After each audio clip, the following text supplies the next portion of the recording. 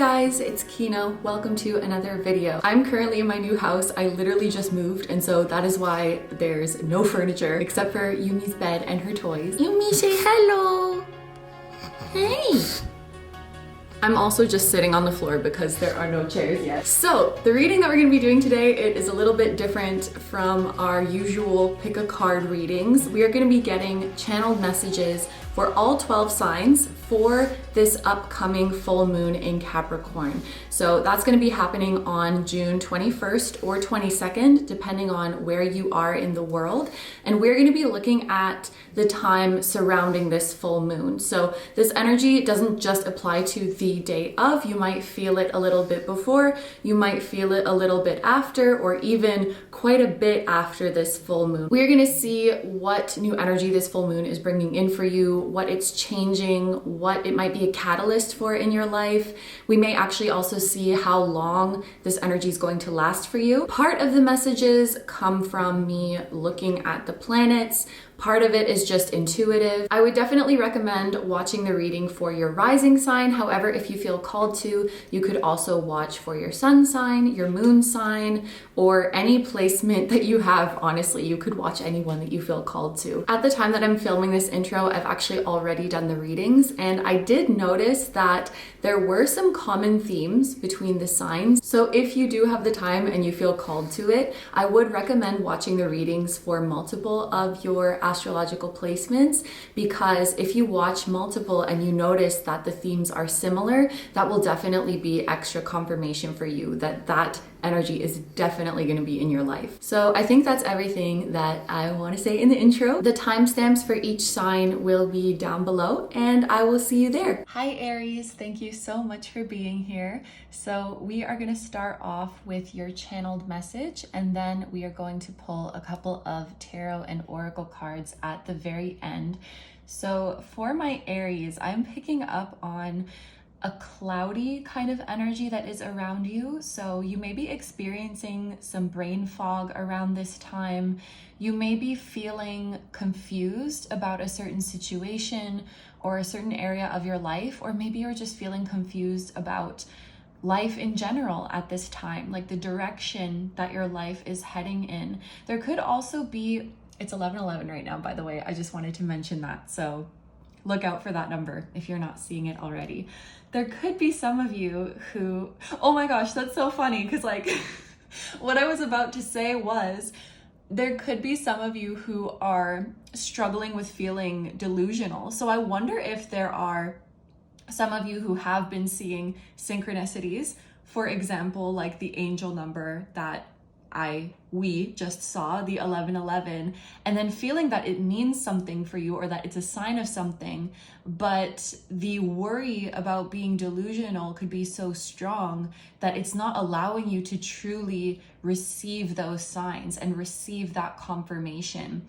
There's something about you guys worrying if you are being delusional or just feeling delusional in general. And it's sort of coming through like, it's hard to trust your emotions at this time. You may have some intense emotions right now, or it could be more subtle, but it's like something that is nagging you in your gut, like some deep feeling that is pulling at you, but that seems to be contradicting everything else that is going on in your life right now. So like you have your thoughts about what you care about, your thoughts about the direction your life is going in, your thoughts about what you are supposed to do, and you know what you're trying to do in life, and then your emotion seems to just be contradicting that, and maybe that's what is bringing this confusion. But what I'm really feeling for my Aries is that the emotion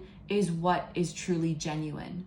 The emotion is what is really going to guide you down the right path, and everything else, like your thoughts, what you think you should be doing, even things like your actions and your daily habits, that's almost just coming from a place of habit. And I even want to say from a place of conditioning.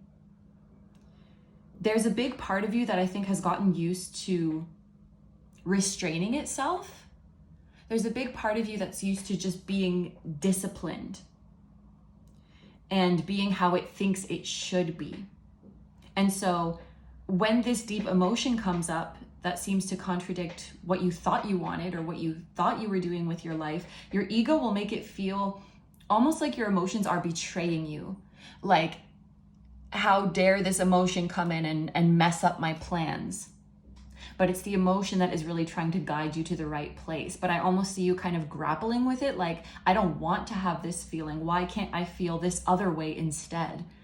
But it just doesn't work that way. Your emotion is actually what is informing you of your purpose and leading you towards it. It's the direction that your soul wants to go in. I feel like all the work that you've been doing up until now, it's been serving a different path that you thought you were supposed to go down.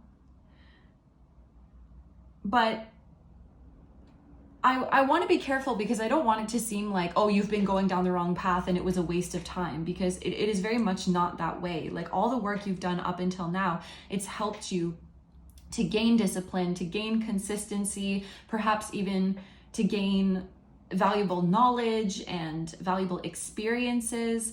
So it's like you've gained important tools on your current path, but they were meant to be used for a different path.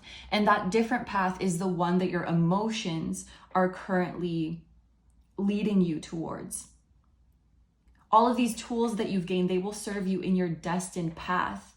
But the issue might be that your ego is trying to convince you that if you switch paths at this point, it will be a waste of time. It will be a waste, like a waste of resources, a waste of time, a waste of energy, because maybe your ego perceives it as starting completely from scratch if you switch paths at this point. But that is not the case. Like, all of the tools that you've gained will be transferable to this new path.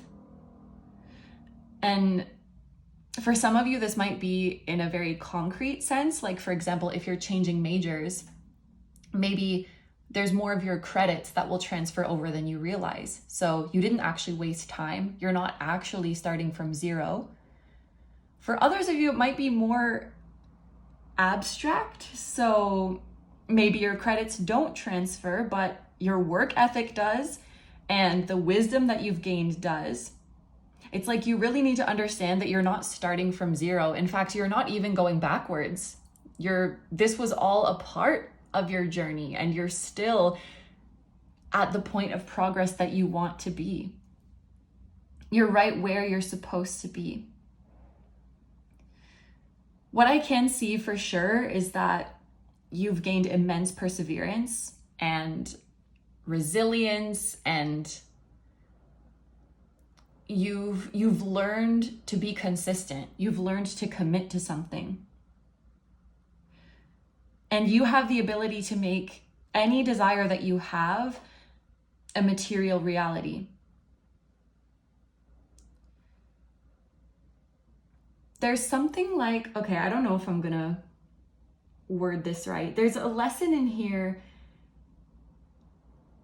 in that these traits that I'm talking about, like resilient, perseverant, consistent, committed, it's not something that you gain through staying on your current path. These traits are already inside of you, and you are allowed to take them wherever you want.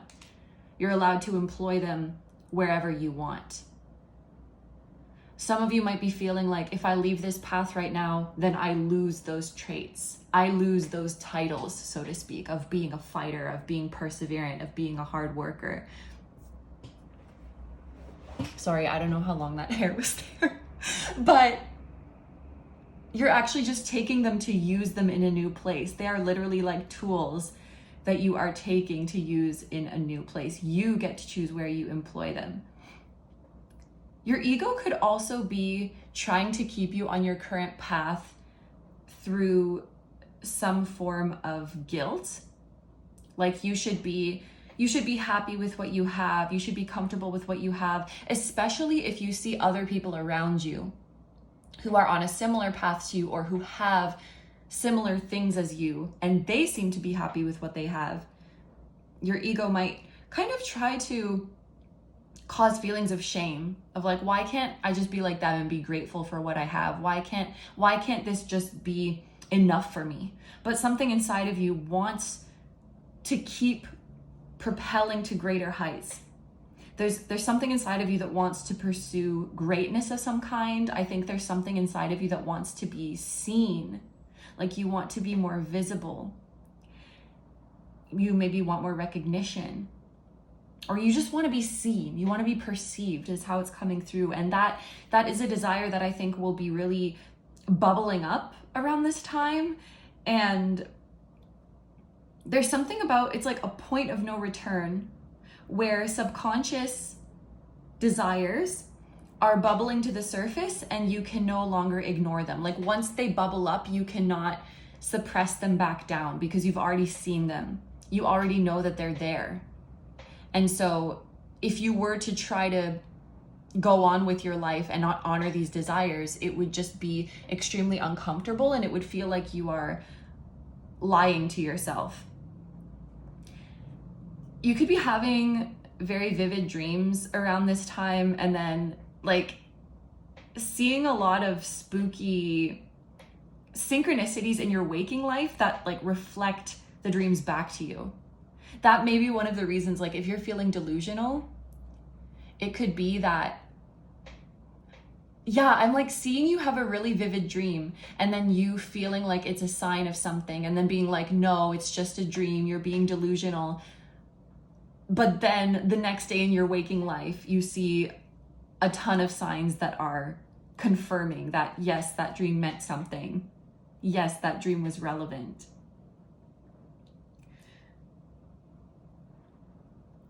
A challenge for my Aries is, it's like you are very strongly driven, and I do feel that you have a strong desire to find and to pursue your individual purpose and really come into your greatest potential. But at the same time, you might be feeling like impressionable from other people around you at this time.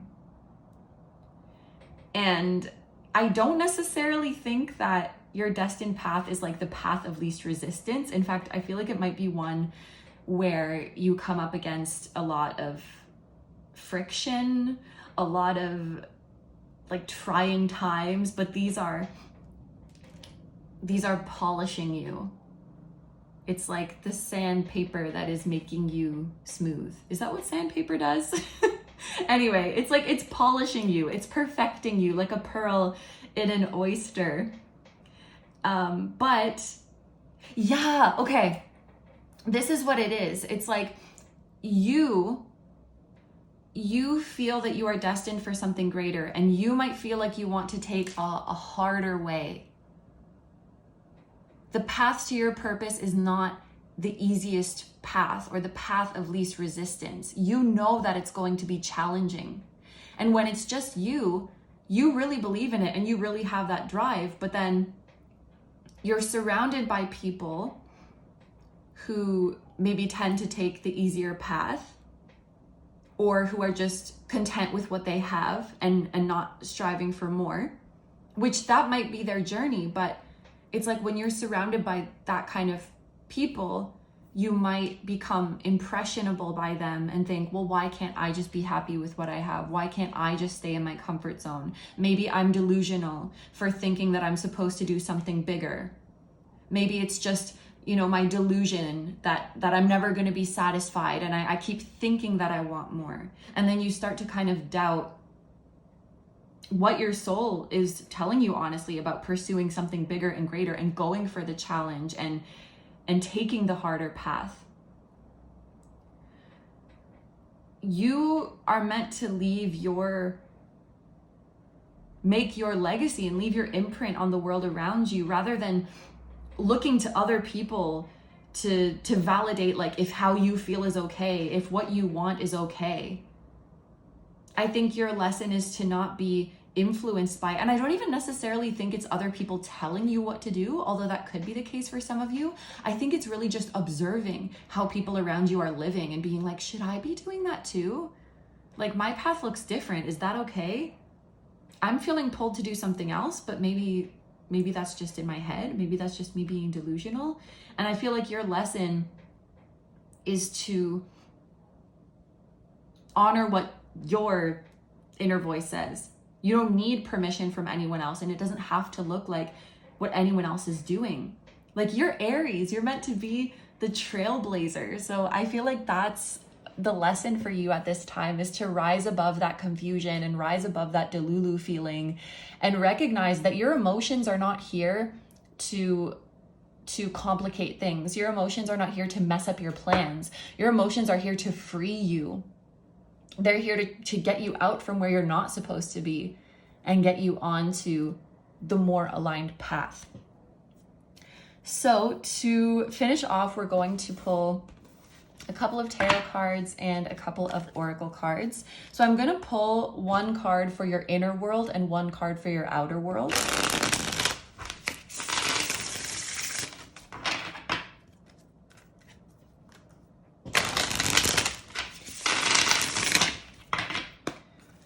Okay, my Aries, what is a card representing your inner world? The World. So this is completion. It's the closing off of a cycle, and you're ready for something new. The keyword of graduation often comes to my mind with this World card. I feel like your soul is saying, like, yep, I've done everything I was meant to do here. I learned all the lessons I was supposed to learn. It's time to move to the next level. You can also think of it as like a video game where you've completed all the quests and you're ready to go to the next level, or you're ready to go to the next world. And yeah, your outer world is the Star. So you're definitely, and these are two major arcana. So this is totally like all of the emotions you're feeling, they're here to lead you towards your purpose. If you act on these emotions, if you honor them, you will move closer to your purpose. And I really think that the signs and synchronicities are going to be laid on heavy for you around this time. So no, you are not crazy if you feel like literally everything is a sign. If you feel like your spiritual team is being very chatty, it's because they are. The signs and synchronicities are everywhere. And there's especially something about signs and synchronicities that validate, like, yes, that dream that you had was important. You're going to be having very vivid dreams as well. And your soul believes in your bright future. Even if sometimes your mind doesn't, your soul always believes in your bright future. Aquarius energy could be significant because the Star is Aquarius, and we do have Aquarius on this World card as well. So you could be dealing with someone with Aquarius placements in their sun, moon, rising, Venus. Also, Saturn in Aquarius could be significant. And we're talking about a full moon in Capricorn. The moon will enter Aquarius next. So you might be feeling this energy for about a week after the full moon.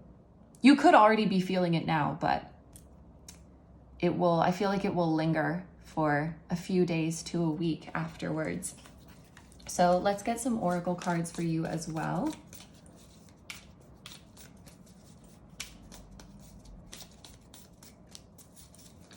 My Aries, what messages do my Aries need to see at this time? Let go of the anger, move into acceptance.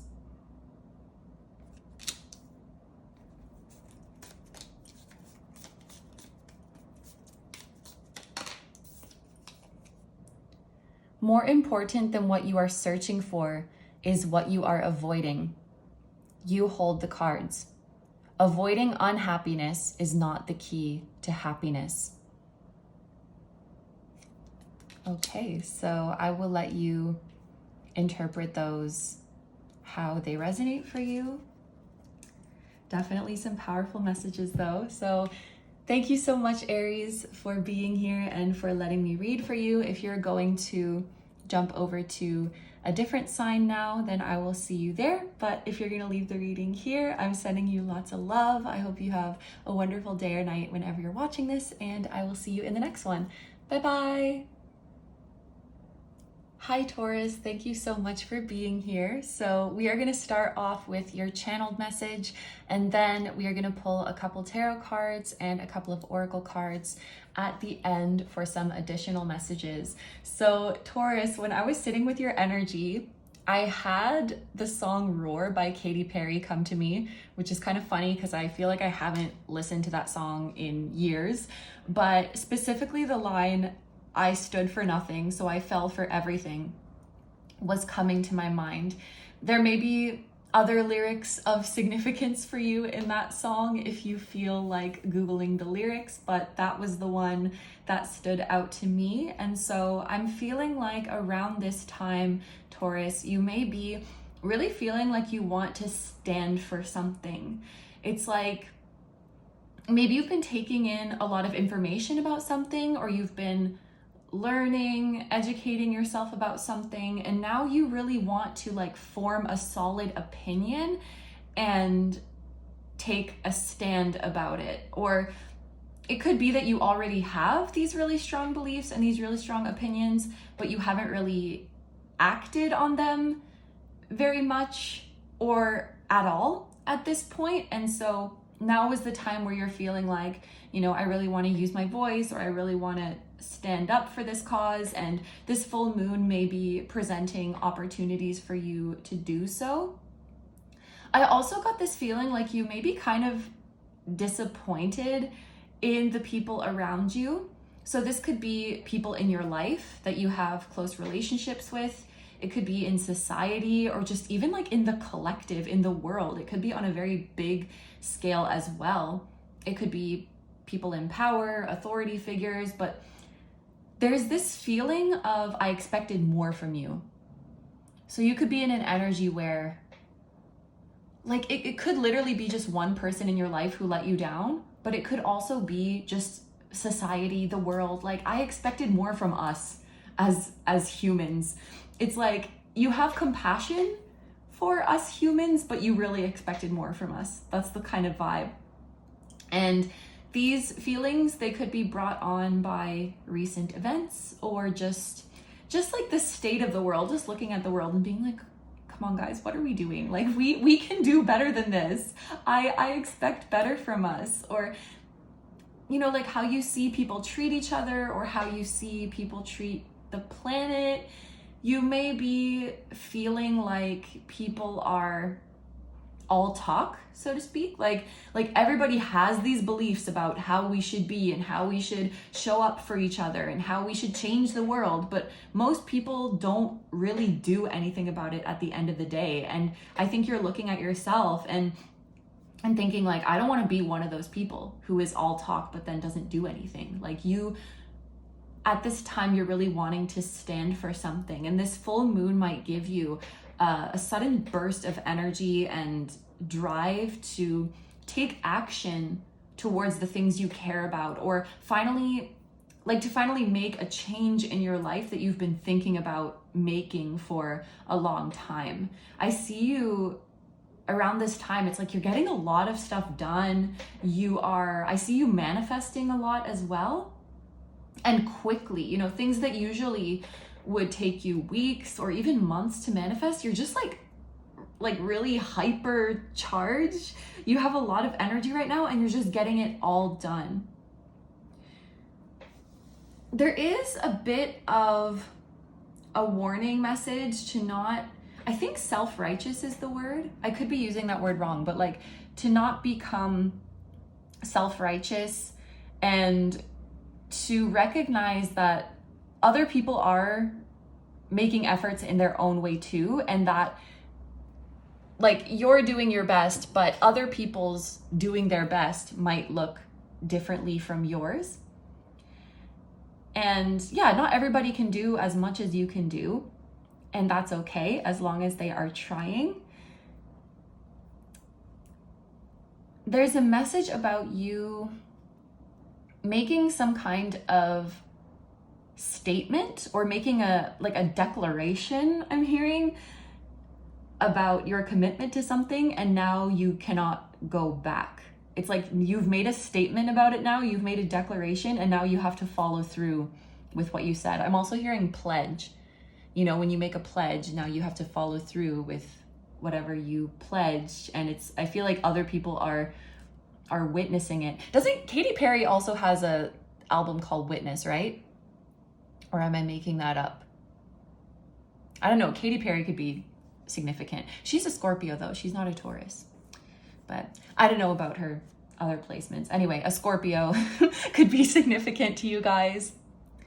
A Leo could be significant too, because the song Roar, it's like a lion, you know. What was I talking about? Your declaration, your pledge. Exactly. So yeah, like you've made this statement, or maybe something is in writing now and it's official now. Like you've already signed the document, you already made the deposit, you already posted on social media, like it is official now. And once you do that, there may be a sense of, you might get cold feet, or you know, that fear that sinks in, like, oh, I shouldn't have said anything, I shouldn't have done that, I should have just stayed in my comfort zone. This is normal and it will pass. You need to know that you did what you were meant to do.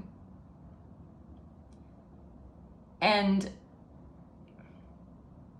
it almost feels like energetically, this commitment that you're making, or this statement that you're making, it's almost like energetically, it's an offering to the universe, or an offering to a higher power, because you are, within this statement or within this commitment, you are humbly making known a longing that you have, or a passion that you have. And now others know about it too. And I'm hearing that this might feel kind of surreal. It might feel surreal to see your true desires and your true passions actually out there in the world. Because maybe until now, like, they had largely been a part of your private world. You had your life, you go out during the day and you live your life, and then you come home at night, and that's where you really have your secret longings and your secret desires. But it's like you're making a commitment to now make them known to the outside world, and that feels kind of surreal the way it's received. So I do think it's going to be received well, and there's a feeling of the more people know about it, the more real it is, the more consciousnesses are aware of it, the more real it is. And yes, it is scary, but it's also kind of thrilling to see your desires and your dreams be perceived by others, to be seen by others, and also to be validated by others. So you're making a big move. You're committing to yourself, and you're committing to what really matters to you. So let's pull a few cards for you. I'm gonna pull a card to represent your inner world and a card to represent your outer world.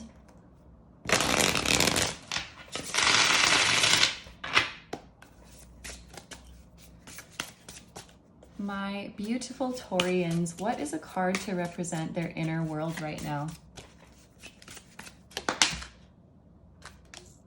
We have the Eight of Cups. So when this comes out for an inner situation, there's a feeling of, I'm over it. So you're over something, you're moving on from something. Maybe you're kind of feeling over society. Like, I'm so over this BS. I am so over the inauthenticity. Could be a fear that you're getting over as well. I am so over this fear controlling me. And as an internal card as well, the Eight of Cups can indicate a search for deeper meaning. You could be very over surface level relationships, or superficial relationships, or again, that feeling of all talk, like it's all superficial. You could be kind of tired of people performing being like compassionate and performing being a good person to get brownie points. But then, like, I'm thinking about companies, and no particular company in general, but I feel like there's a lot of companies who, for example, will be like, we care about the environment and we're committed to reducing our blah blah blah, but it's all talk, like it's all marketing, and they really don't give a shit about the environment when you look into their actual practices. And so there could be That could be happening on an individual level too. Maybe it's within your company where the boss is like, our company culture is committed to including everyone and treating everyone with respect. And it's like, no, the fuck, that's not what you're doing. It's like, you're sick of people, like, you know what is the right thing to do because you're using it to market yourself as this good person or as this good company. But then your actions are seriously falling short, or your actions say the opposite. You're just over it. You're over the BS. I'm hearing mask off as well. So, you know, the full moon is about illuminating things. So someone around you could have a mask off moment where it's like you kind of always suspected they had bad intentions, but now they're saying the quiet part out loud. It's like they're not putting on the charade anymore of pretending to care. They're being their true, I want to say their true nasty self, okay? And your outer world is the King of Wands. So the King of Wands is very empowered, independent, definitely does not give a shit. And I love this because it's like, this is fire energy and it's the king. Yeah, Leo energy could be significant, or you're really stepping into that. I'm the lion, I'm the king, I'm the leader. It's like you're over the BS, and so you are creating a new paradigm, creating a new reality, maybe is the word. And you're not going to conform anymore. And I also feel like you are not interested in making people comfortable. If the truth makes people uncomfortable, then let it make them uncomfortable. I'm hearing like I'm ready to hurt some feelings. I don't know what that's about. And I don't think you're someone who like intentionally goes around hurting people, of course. But it's like if your feelings are going to be hurt by the truth, then they're going to be hurt by the truth. I'm ready to hurt some feelings. It's coming through like that. So we're going to pull a couple of oracle cards as well. And I'm just going to show you these messages. I won't add my take on it. These will just be personal for you, how you feel it resonates.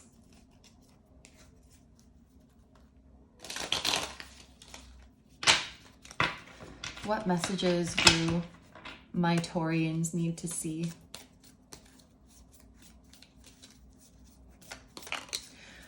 You could be, I know this is a reading for the full moon of Capricorn, but full moon in Capricorn, but you could be kind of going through this. You're definitely going through an evolution into a more badass leader energy. And this could be something that's going on for the next like year and a half-ish, maybe 2 years. Trust is a muscle. Allow yourself to let go and know that what is meant for you is coming.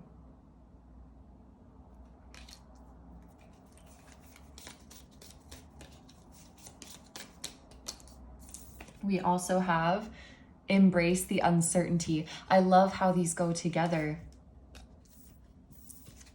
So, okay, actually, sorry, I lied, because I do want to just add a little 2 cents. The fact that we have like let go and know that what is meant for you is coming and embrace the uncertainty, and then we have trust is a muscle. It does feel like facing your fears, having to face your fears is going to be something that happens repeatedly. And maybe that is over the next year and a half, like that time frame was coming to my mind. And facing your fear always requires some kind of trust and embracing the unknown. But this is saying the more you do it, the easier it's going to get. It's like building a muscle. So the first time it's going to be really scary. Second time, not as much, until it doesn't even affect you anymore. Well, maybe it does a little bit, but the point is that it gets easier and easier. And just like a muscle, as a muscle gets stronger, you can lift heavier weights. As your trust muscle gets stronger, you can face bigger fears and you can take bigger leaps of faith. So you're really, I think you're on a journey to becoming very strong. Like you're evolving into this king. And so this full moon represents a climax of you're completing a certain level in your evolution. Yeah. So that is everything I'm getting for my lovely Taurians. So thank you so much for letting me read for you. And if you're gonna jump over to another sign now, then I will see you there. But if you're gonna leave the reading here, I'm sending you so much love. I hope you have a wonderful day or night whenever you're watching, and I will see you guys in the next one. Bye-bye. Hi Gemini, thank you so much for being here. So we are gonna start off with your channeled message, and then at the end of the reading, we're gonna pull a couple of tarot and oracle cards for some final messages. So what was coming through for my Geminis is that around this full moon, you will start to feel a strong motivation to serve others in a meaningful way. And it was sort of coming through that you're gonna feel called to serve other people in a more specific way or in a more intentional way. Like, rather than just making efforts to serve other people in kind of a random or haphazard way, it's like you are really trying to pinpoint exactly what that person needs. You are diving deep into the psyche of the people around you, or even diving deep into the collective consciousness and seeing what shadow it is that needs light shown onto it right now. Okay, this is kind of a weird example, but it would be like if it's your friend's birthday, or if it's, I don't know, your coworker's birthday, let's say, because you probably already know what your friend would want for their birthday. So let's say it's your coworkers, and rather than being like, oh, whatever, it's their birthday, like I'll just get them a sweater, you're actually like asking around, what does that coworker like? Or is there something specific that that coworker wants for their birthday? So whereas if you're just getting them a random gift, it almost feels like, oh, just to say that I did it, just to cross it off my list. Like, it doesn't really matter what it is, I'll just give them something. But when you're asking around, it's like, I want to serve that person in a way that is truly meaningful and that is the most effective to getting through to them. So this is kind of the energy that you're in when it comes to serving others in your life and when it comes to serving the collective. And I do feel like for many of you, it's on the collective level. And this might inform how you move forward in your life. Like, not just thinking about it from you, but how do I say this? Not informing your decisions just on what you think you should do, but looking at the other party, looking at the other person and saying, what do I think the collective needs right now? What is the collective's shadow that needs the most light right now? Or what is the wound that needs addressing? And you could be actually spending a lot of time in like the heavier shadow energies of the collective to see what it is that we are truly needing at this time, and just taking a more deliberate approach to helping and serving others. And this may actually be linked to your career path somehow, especially for those of you who have been feeling confusion about what career path you should take or how to go about your desired career path, or like feeling doubts about whether you're on the right path even. This full moon is really going to bring clarity to this. And it's kind of like the missing piece of the puzzle was focusing on the other party and like what it is that they need and how they can be served and how they can be uplifted. You have to think of your career path from the perspective of human connections. What kind of connections are you going to be making through your career, rather than just pursuing material things? That is what will bring clarity when you focus on human connections. So for those of you who you could be either trying to figure out right now what career path you want to take, or trying to figure out the approach that you want to take in your current career path. Some of you might be feeling kind of stuck, like you're in a plateau in your career, and so you want to kind of go under the hood and analyze things. This full moon is really going to bring clarity to your career path, I feel. Doing research on the people you want to connect with, or the people you want to impact, seeing how their mind works, what they need, what their habits are, what they are hungry for, what they're longing for. This will allow you to connect to that audience or connect to your customers in a more intimate way, in a more meaningful way. And it will allow you to make a lasting impact on their lives rather than just making a one-time business transaction and then being like, well, that served its purpose. It's like, no, you're focused on really building a connection with the individuals that you're serving, whether that's like with your audience, with your followers, with your customers. It could even be your employees. You're bringing your humanness, I want to say, you're bringing your humanness or your humanity into your work and into your craft.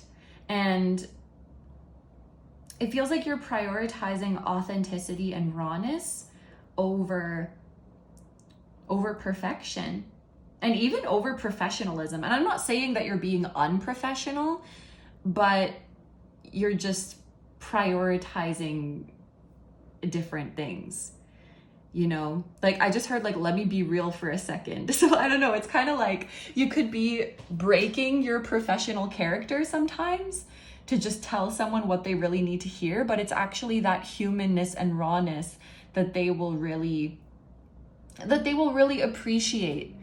You could sometimes be breaking free from the stereotype that you're expected to have in the job that you have. Like you're supposed to carry yourself a certain way. You're supposed to use this kind of vocabulary. But if you feel like, no, that's not what this person needs right now. They need me to be in a more relaxed energy. They need me to be in a more casual energy. They need me to be in a more blunt energy, whatever it might be. It's like you're not just following the rule book about this is how I'm supposed to do my job and I do ABC. You're really sitting with that person. I'm also thinking about DJing now because like you could just have a pre-planned set and play through the songs, or you could be like looking at the crowd and seeing how they're vibing and switch it up based on the vibe. And I feel like you're doing the latter. You're really tuning in to the people you're interacting with and being like, what is the vibe? And what can I do differently to serve you in a way that is specifically for you, that is better for you as an individual. Something about gut health is coming up too. I'm so sorry. That's like completely out of left field. Maybe you're focused on your gut health. Maybe we're eating some fermented foods. We're getting some electrolytes as well. Sorry, that was like totally not what I was even talking about. But anyway, back to your career. I feel like you're really finding your niche, finding your place where you can be authentic. And not only are you finding a sense of belonging for you, but I think you're creating a sense of belonging for the collective that you serve. You're creating a place where they can always feel safe, where they can always come back to, where they're always welcome, where they can make friends and they can find community as well. And I think that's kind of your role in the collective, is making a space where people can feel safe. And I feel like you're realizing that that sense of community and that sense of belonging, that's really your true abundance. You may be called to start being more vulnerable and revealing more about yourself. Like, you know, we don't have to be oversharing, but just like revealing more about your personal life or more about your story or more about how you're really feeling. And that could be kind of scary or uncomfortable, especially if you haven't really done that before. But I feel like as you learn more about the depths of other people around you or the depths of the collective, that will inevitably bring up truths about yourself too. Like that happens a lot when I'm reading for other people. I'm like, damn, this kind of applies to me. And damn, I think I'm about to share a personal story now because I think it might help someone who is listening or make them feel less alone, or maybe telling this story will be cathartic for me in some way. I do think you are going to get more comfortable with being vulnerable. And it's like as you learn about others' shadows, you may see some of your own shadows reflected back to you, and you might feel very, very seen at this time, or like very bare. Omega-3s are coming up too. I'm so sorry about this, but like these different nutrients are just coming to my mind. So I don't know if you guys are on a health journey, or if this is like confirmation to someone, or maybe you do work in healthcare or nutrition or something like that. I don't know. You let me know. Or maybe it's because I'm channeling Geminis right now and y'all's brains are all over the place. I love it, by the way. I'm a Gemini moon. It's definitely an interesting time. Okay, so back to your vulnerability. It's like you're feeling very seen right now because there is a lesson for you here to learn that it is safe. It is safe to be this way. And it's so sweet. It's like you are the one who is creating a safe space for others, but in the process realize that you deserve a safe space too. You may start to, you're starting to show your shadows and your imperfections more unapologetically.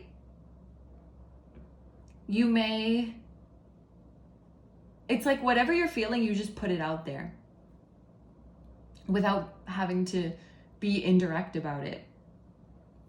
There is part of your life purpose involves being seen by the collective, or just by a collective. It could be a small collective, it could be a large one, but being seen, I think, is part of your purpose, and not feeling isolated, feeling truly connected to the collective, and feeling like you can truly identify with them. And this is to help inspire the collective, and ultimately I'm hearing like to liberate the collective, because we all have our shadows that were this is such a dumb analogy, but this is just like the visual I had. It's like if you're holding a large object in your pants, it is very hard to walk without that large object falling out. What the heck is that? I'm so sorry, Gemini. But that large object represents our shadows. And when you try to move through life with this big awkward shadow in your clothing, you are not very mobile. You are not very agile. You cannot move freely because you have to always worry about this thing falling out, and you can't make the moves you want to make. And so I think you are one of the people who's inspiring the collective of like, let's just let these shadows fall out. Who cares? Who cares? Let them out. It's uncomfortable. And you are feeling safe to do that as well. So this full moon is bringing you opportunities to be vulnerable and to be seen. And so you may be expressing yourself or voicing something in a way that feels a little bit impulsive, that was not very calculated. And I'm kind of thinking it could feel like you may be dumping something. You may be doing kind of an emotional dumping around this full moon, like word vomiting something that has been inside of you. It could feel like somewhat messy, but it is an expression of real emotion that is raw and genuine. And you might get that post clarity after the dumping, after the emotional word dumping, that could make you feel uncomfortable. But I see that you were meant to express this because it is your truth. And when someone really cares about you, and when someone really cares about your truth, they are going to honor it regardless of how it came out, even if it wasn't in a very calculated way. In fact, the messy way might be more appreciated because, again, it's more raw and genuine.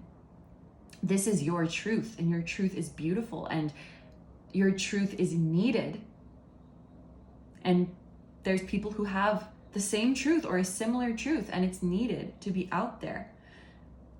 And there's been kind of a common theme so far about some kind of point of no return. I feel like that came out with Aries and Taurus as well. Because it's like once you dump this out, you can't go back. You can't go on pretending like it's not true anymore. And it really becomes a part of your physical reality. So yeah, it seems like this is all about vulnerability and just bringing more rawness and bringing more humanity into what you do, especially in your career, and making it more about genuinely connecting with other people and genuinely creating a safe space rather than just making like business transactions. So for the end of this reading, we're just going to pull a couple of tarot cards and a couple of oracle cards. I'm going to pull one for your inner world at this time and one for your outer world.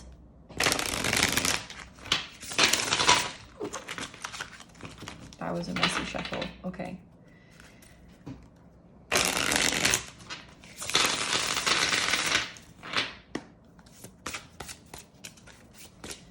My Gemini's inner world. We have the Eight of Wands. Yeah, that definitely feels like a word dumping, like a strong desire to express yourself. Feeling the desire to communicate. You may be telling someone how you feel, getting things off your chest. I also feel like you could be busy, or not because you have to be busy.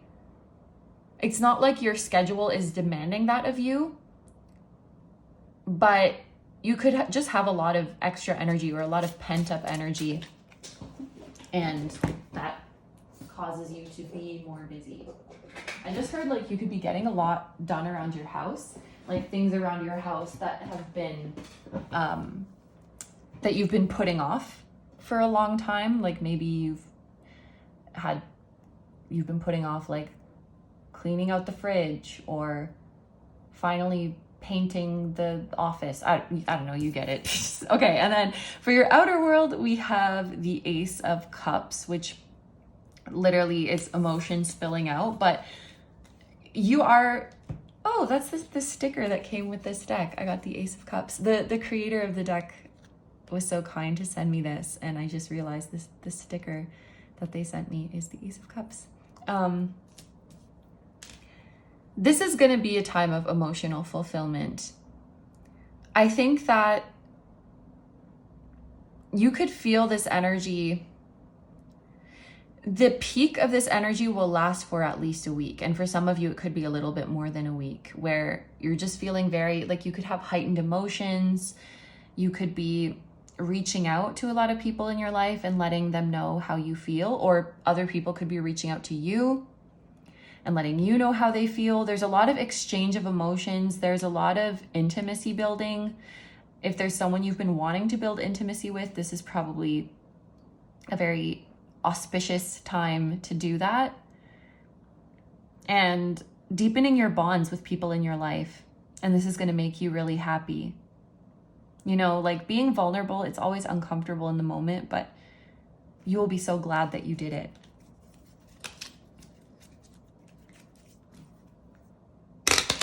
Okay, so next we're going to pull a couple of oracle cards. I might give my interpretation of them, I might not, but these are just for you to interpret however it resonates for you.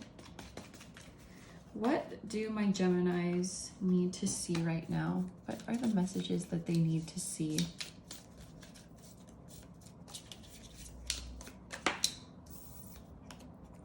In the struggle, you find your true calling.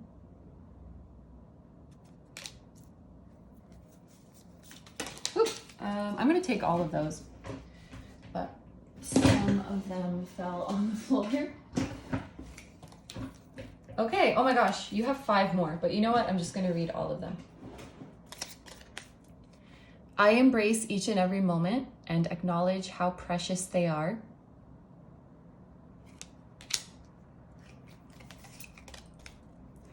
Things are always changing, shifting, and evolving. What is true today may not be true tomorrow. So there could be something about like embracing the impermanence of life. What is true today may not be true tomorrow. What is here today may not be here tomorrow. And so that's why it's so important to appreciate each and every moment.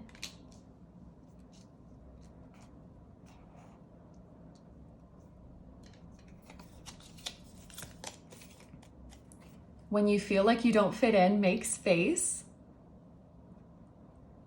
That's the safe space we were talking about. What did you learn from this connection?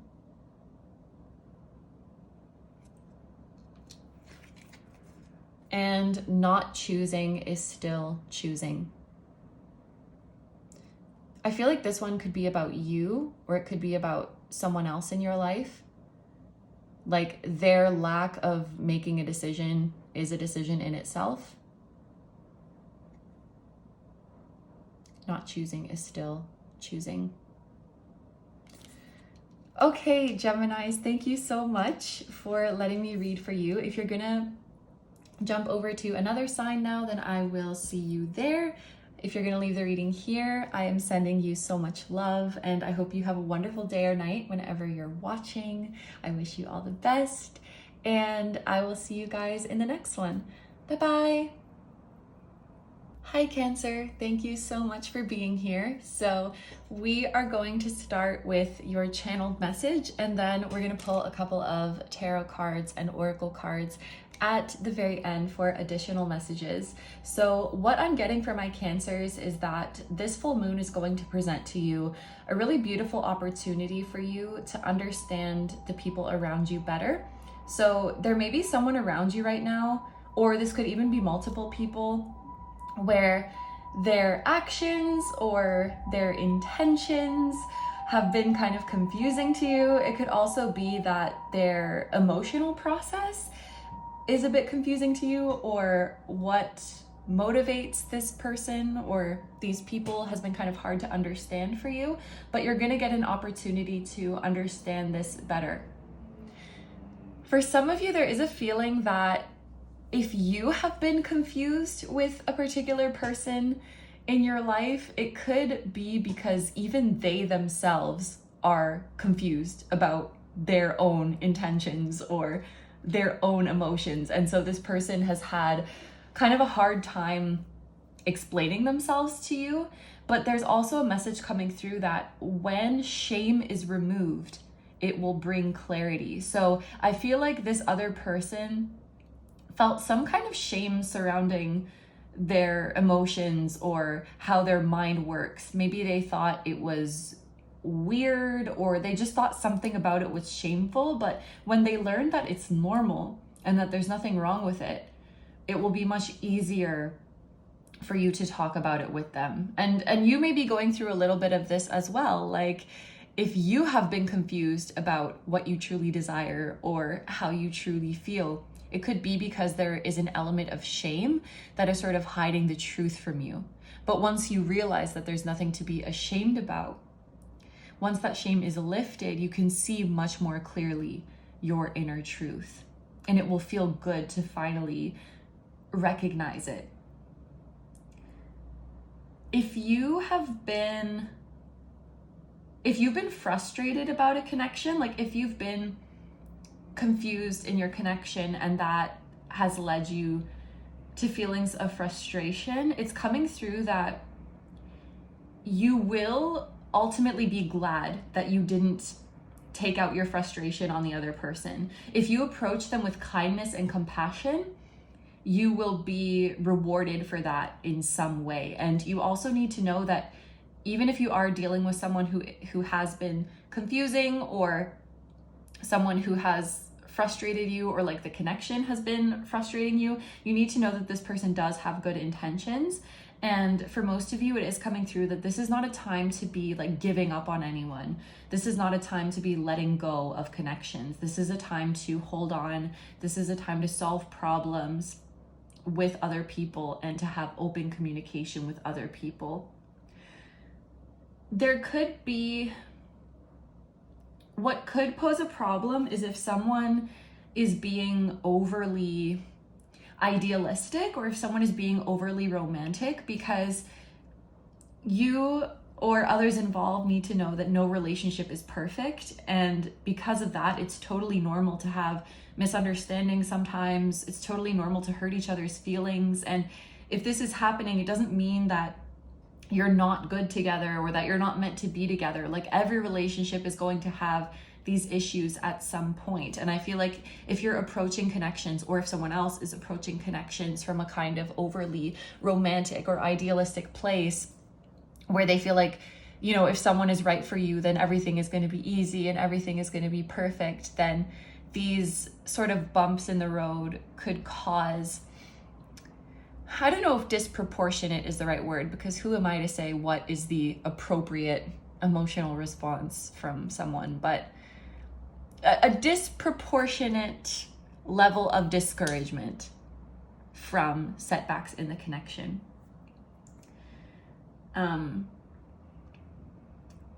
This is a time for you to work things through with someone in your life, or with multiple people in your life, in a practical way. And I'm hearing that phrase, if you want to go fast, go alone. If you want to go far, go together.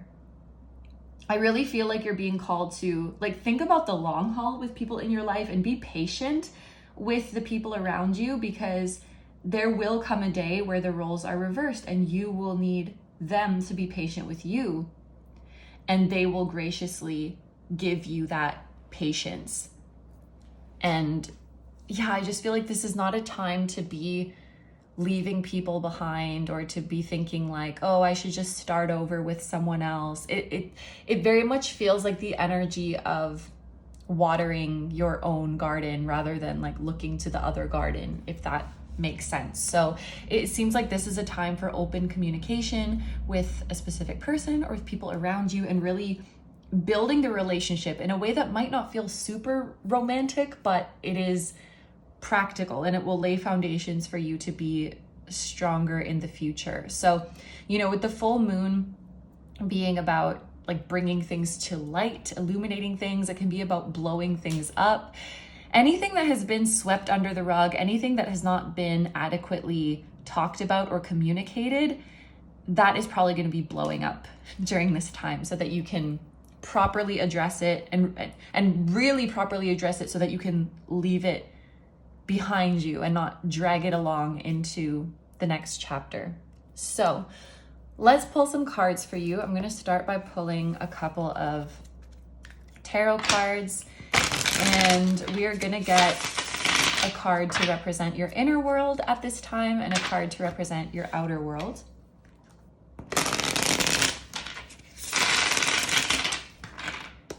Okay, a card to represent Cancer's inner world at this time. We have the aftermath, and this looks like a complete void. This is making me feel like you may be having a very important conversation with someone about the current reality of your relationship or the future of your relationship. And after this conversation, it might feel like things get worse before it gets better. So just for an example, maybe you confront someone with a problem in your connection, and maybe they get really upset, or maybe they get defensive, or it kind of blows up in your face in some way, and then they stop talking to you. And you're thinking, oh my gosh, I shouldn't have said that, and you kind of feel regret. But then a few days later, they come back to you saying like, I've given this some time, I've thought about it, and I'm really sorry about how I acted, and you're absolutely right. And it's like, they come back with even more understanding, with even more compassion, with even more affection towards you, and with an even stronger desire to make the connection work. And so it's like the immediate aftermath might feel like, oh my gosh, I made a mistake, but it's after a period of days, maybe 2 or 3 days. It's not like weeks, it's a period of days. Someone is coming back around after they've really had the time to take in everything you said, and they're coming back with even more warmth and even more sure that they want to make this connection work. And so In the long run, it is a good thing that you had this conversation, but immediately after, you might regret and you might think it went wrong. That's kind of how it's coming through. And honestly, this could go the other way as well. So maybe there's another person who is confronting you with something and you feel really upset by it, but then you give yourself a few days. I mean, obviously I can't tell you how to feel about anything, but this could be an energy where like spirit is asking you not to act impulsively.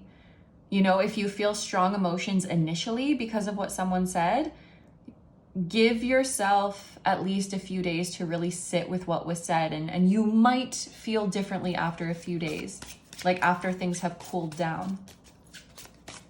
Because there's just a feeling of someone taking time to digest it and coming back around.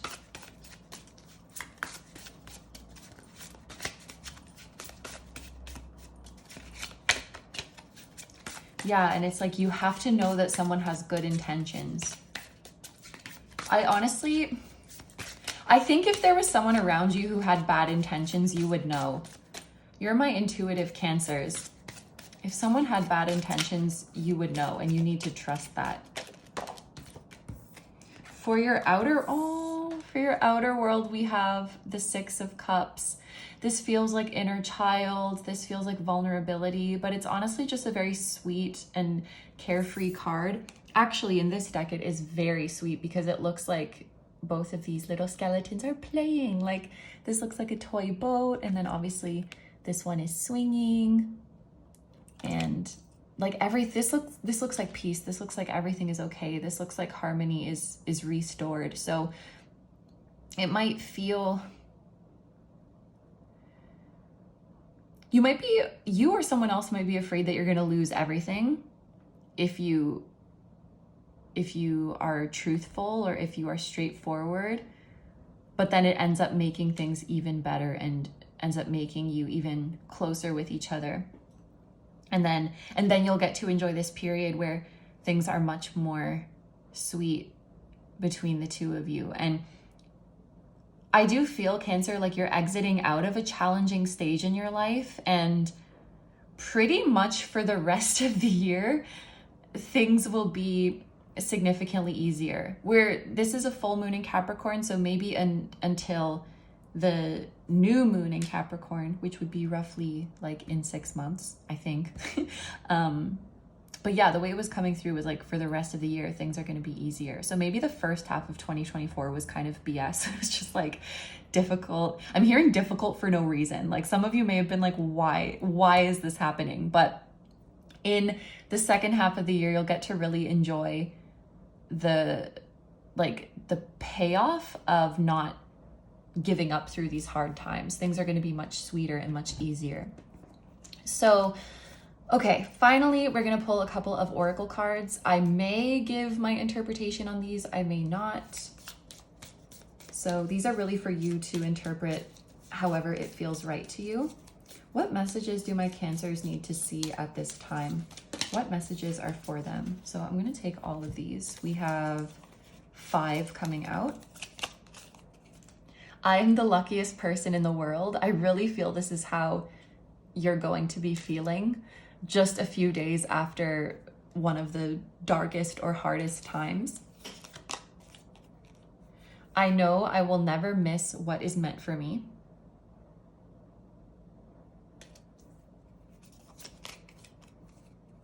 If it's coming up, let it go.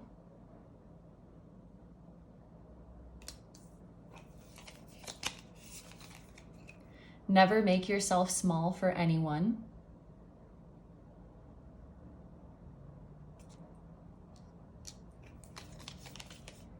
And how can you live in peace?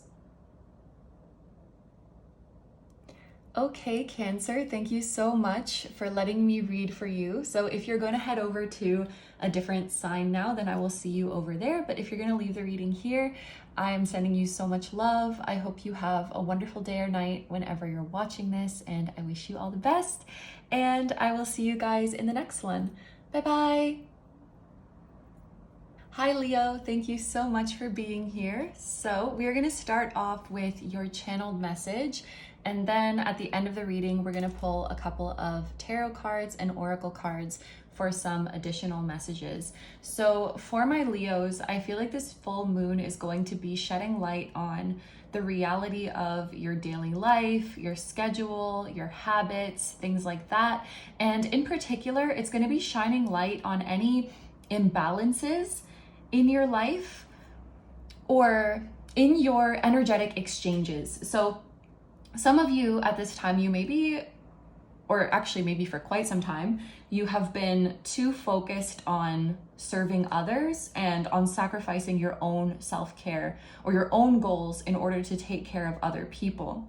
And on the other hand, there may also be some of you on the other side who have been overly focused on serving yourself, and maybe you've been unwilling to compromise or to give a bit of your time or assistance to other people.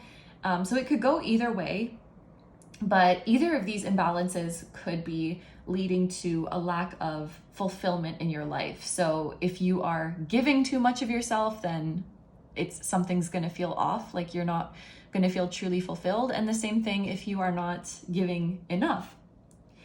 And for some of you, it may even be that you've been feeling empty recently because there is this imbalance that exists in your energetic exchanges. You have to receive as much as you give, and you have to give as much as you receive.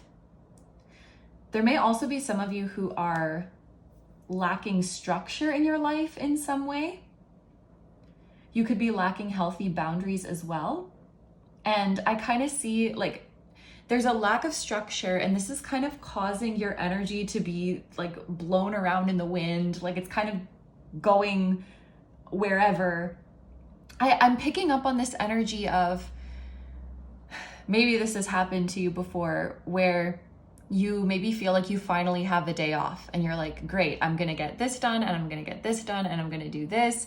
And then it just kind of gets derailed because it's like, oh, this person over here needs your help, and now you need to address this, and now you need to go be here for this person. And it's almost like all of your time just gets sucked away from different directions. And so what was supposed to be this structured day of I'm going to do this and this and this, and like you were feeling really good about your plan, it's like you blink and it's like, where did the day go? Because I had to take care of all of these other things for other people. So it could be that you are lacking structure, or it could be that we are lacking commitment to the structure that we try to place in our days. Because the way it was coming through was like your energy is being blown around wherever the wind takes it. It's kind of just going wherever, or like leaking out where it's not supposed to be leaking out.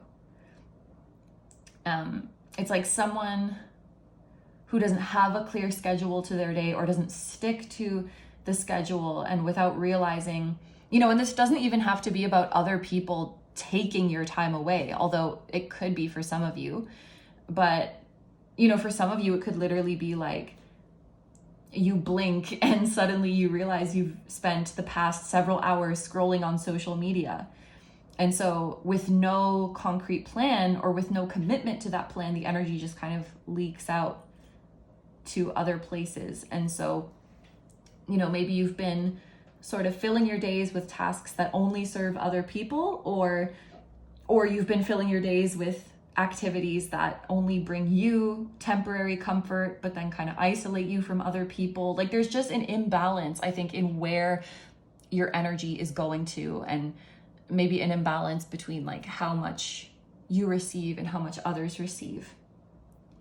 And this full moon is going to be giving you an opportunity to break free from your existing habits and to challenge any narratives that you've created about yourself. So like, you're no longer going to be saying, this is just how I am, I've always been this way. No, because your being is not set in stone. You can train your brain, you can be adaptable, you can be malleable. And this is going to be a very favorable time to change yourself, to change your thought patterns, and to sort of level up. This is going to be a time where your subconscious is more impressionable, but you can use that to your advantage. like this would be a good time to reprogram your mind, so to speak, to suggest new habits or to suggest new beliefs to your subconscious. So if you were using affirmations, or if you were using subliminals or some method like that, I feel like around this full moon, those practices would be even more effective. So that might be something that you want to do in the days leading up, or even in the few days after as well, because that potential is going to be lingering there for a while. This is a good time. This is a good time to change yourself as what's coming through. And you may also have really good luck with visualizing right now and with manifesting.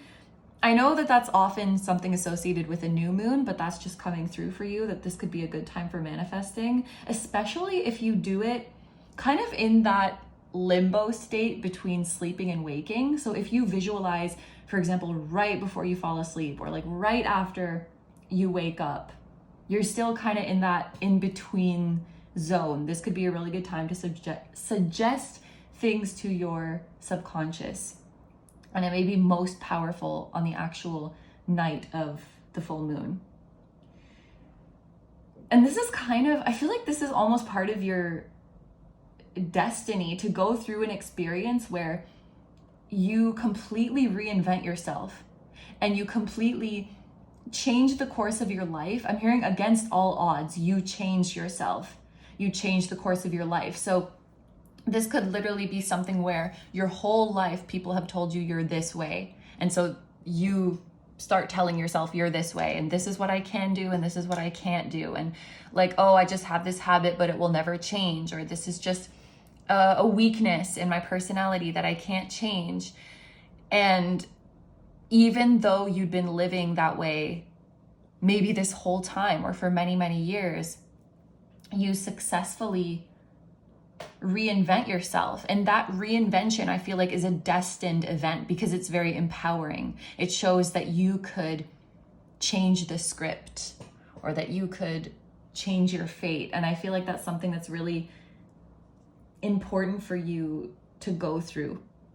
Honestly, Leo, I feel like it would be a good time to document what you're going through, like any struggles that you're having, struggles with building habits, struggles with breaking habits, struggles with boundaries, struggles with pursuing your dreams. Document it, because you're going to do a complete 180. And I feel like if you have documents of what you're going through now, looking back on it will be so eye-opening of just how much you've grown. And I also feel like it will be very moving to see what you came from and the person you ended up becoming. Because once you start mastering things, I feel like you kind of take it for granted. Once you master a habit, once you master a skill, you start to take it for granted. Like it just becomes a normal part of your life. And being able to look back and say, wow, it wasn't always this way. I actually worked my butt off to have this habit. I actually worked my butt off to achieve this level of mastery. And this is proof, because this is my journal entry from a time where I was really struggling. It's like, leave proof of your transformation, because it will be good to remind yourself of how powerful you are. It's 1313. Like my clock it's the 24-hour clock. So it's 13 o'clock right now. And 13 is the death card. That's literally transformation, rebirth, reinventing yourself. So it's very, very fitting. You are proving to yourself that you're not doomed. You're not doomed to be a certain way. And you're not doomed to be tied to certain circumstances forever, or to create the same outcome, the same results over and over and over. You're destined to have this breakthrough in your personal growth. And I feel like this period during the full moon is assisting in that by highlighting the imbalances, highlighting what needs to change, and possibly, because the full moon likes to really like zoom in on things and blow things up. So she could be really highlighting the discomfort of imbalance, the discomfort of things staying the same, so that you're like, oh man, okay, I really, like, things have to change. Okay, so now we are going to pull some cards for you. So I'm going to pull a couple of tarot cards. We'll pull one to represent your inner world at this time and one to represent your outer world.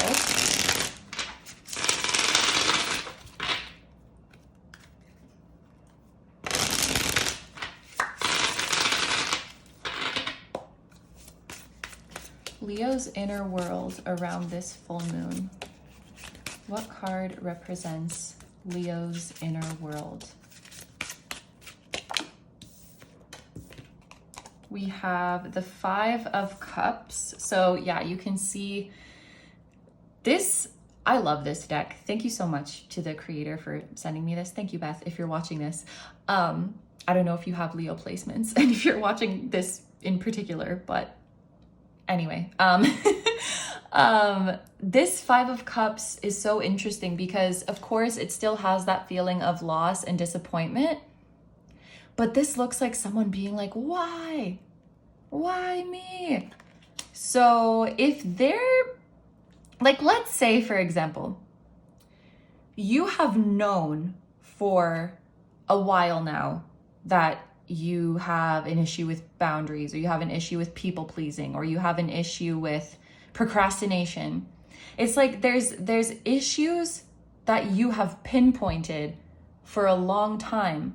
And if you have been neglecting your work on fixing these issues, I feel like around this full moon, it is kind of going to blow up in your face, so to speak. Like, but honestly, I feel like it's a blessing, okay? Because this is number 5, which is a number of like radical change and significant lasting change. And a lot of the time, not all the time, but a lot of the time, people will not change unless there's a big reason to. Whether that's because they really, really love the goal that they're after, or they really, really hate their current situation. If you're mildly uncomfortable, that's oftentimes not big enough of a motivator to change. I can kind of use myself as an example. I definitely have a sweet tooth sometimes, but I feel like I don't have enough motivation to do anything about it because like I haven't really noticed any issues. But for example, if suddenly I started getting really bad acne, or I started feeling very lethargic, if there was something that made me uncomfortable enough, I would do something about it. Like, it's something like that. So the full moon is like, okay, there's these things that you need to change, but clearly you're not uncomfortable enough to do something about it, if that makes sense. So I feel like certain discomforts will be elevated, and that I just saw 1313. Yeah, literally. So that's like the camera timer is 1313 now. So I just saw that twice within the span of a few minutes. The full moon is trying to help you bring about lasting change.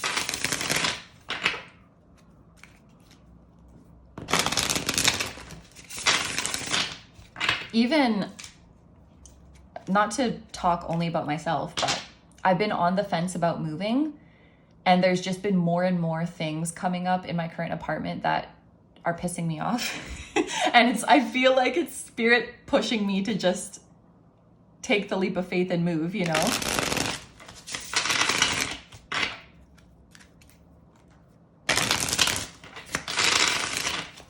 Okay, let's get a card to represent your outer world. We have the Queen of Swords, which that makes so much sense because the Queen of Swords is like, no more nonsense, no more BS. I am cutting out the things that don't serve me. And the Queen of Swords, she's pretty cutthroat, So this is giving cold turkey vibes, if I'm being honest. I feel like many of you have something that you need to quit. So that could be how you spend your time. That could be how you set boundaries or lack thereof. What you focus on, like there's something you need to cut out. It could be a story you tell yourself that you need to cut out, and it feels like cold turkey. I'm not reducing, I'm not easing out of it, I'm cutting it out. That's not always the right way to do it for everyone, but I feel like this is probably what you will feel called to do, or what spirit is saying would work best for you in this situation. So finally, we're going to pull a couple of oracle cards. I may add my own interpretations, I may not, but these are for you to interpret however it resonates with you. What messages does Leo need to see right now? Wow, destruction is the way to transformation. Literally what we've been talking about. We need to cut shit out so that we can evolve. Destruction is the way to transformation. Stop apologizing for your feelings.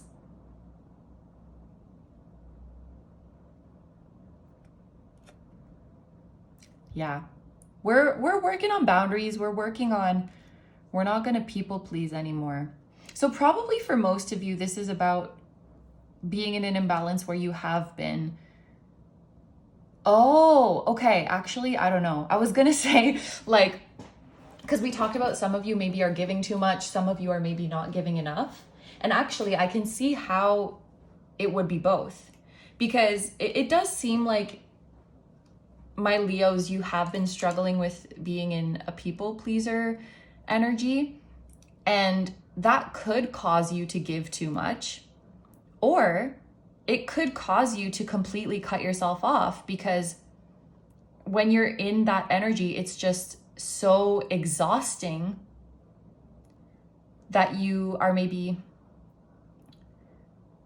it's like if you were too giving and then you were taken advantage of, so you just cut off completely and you're like, I'm not giving anything anymore because it hurts too much or it's too draining. So if you are in an energy of not giving enough right now, I do think it's likely because there was a period where you gave too much and you got burned from that. So as kind of a self-protective mechanism, you've maybe closed off your energy. But it's not good to stay there either. So we want to get back to the middle ground of having healthy boundaries, which means they're not too rigid and they're also not too porous. Yeah. So Leo, those are all the messages that I have for you. Thank you so much for letting me do this reading for you. If you're gonna watch a different sign now, then I will see you over there. But if you're gonna leave the reading here, I'm sending you so much love. I hope you have a wonderful day or night whenever you're watching, and I wish you all the best. And I will see you guys in the next one. Bye-bye. Hi Virgo, thank you so much for being here. So we are gonna start off with your channeled message, and then we're gonna pull a couple of tarot cards and oracle cards for additional messages. So, like many other signs, Virgo, I feel like this full moon for you is about making some kind of realization. And for you, it seems to be a realization about the lifestyle that you aspire to, or your favorite activities, your favorite things to do.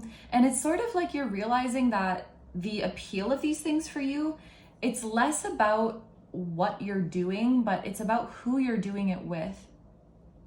For some of you, around the time of this full moon, you may be parting ways with someone, and that causes you to have this realization. So for example, maybe you have a coworker whom, like, you had a really great friendship with this coworker, and then this person quits, and you realize that that person is actually what made your job so fun.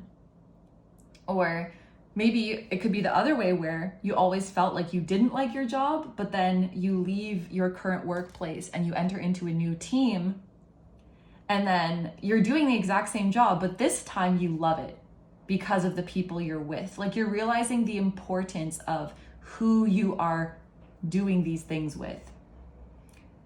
There's something about this full moon that is teaching you the importance of surrounding yourself with people you like, because then even the most boring moments or even the most difficult moments will be more bearable, and the good times will be even better. You may be losing interest at this time in a goal that you had, or losing interest in a desire that you had, especially if it's related to worldly things like money, possessions, status, if you've had any goals relating to these things, around the full moon, you may be losing interest in them. Which is funny because I feel like, and I've been talking about this for other signs, how the full moon tends to kind of magnify and blow things up. So I just imagined, I have this lighter that has gas in it, right? So it's like the full moon is a fire and it comes around through your life and is like, whoosh. But then there's a certain goal that doesn't get lit up by the full moon. It doesn't get magnified by it because there was not even enough gas. Does that make sense? Like, if it had enough gas, it would have been magnified by the full moon, but it doesn't. And so there's like a realization that, oh, maybe I don't have as much interest or passion in this as I thought. It just seems like material pursuits are not doing it for you anymore. And you may also be going through changes in terms of what you look for in a partner, especially if you have prioritized, again, those worldly things. Like if you've prioritized your partner's income or their physical appearance or things like that. It just seems like worldly stuff is losing quite a bit of importance for you around this time. And maybe this is something that you've kind of felt creeping up on you for some time, and now the full moon is really like the culmination of that, or the full realization of that. You may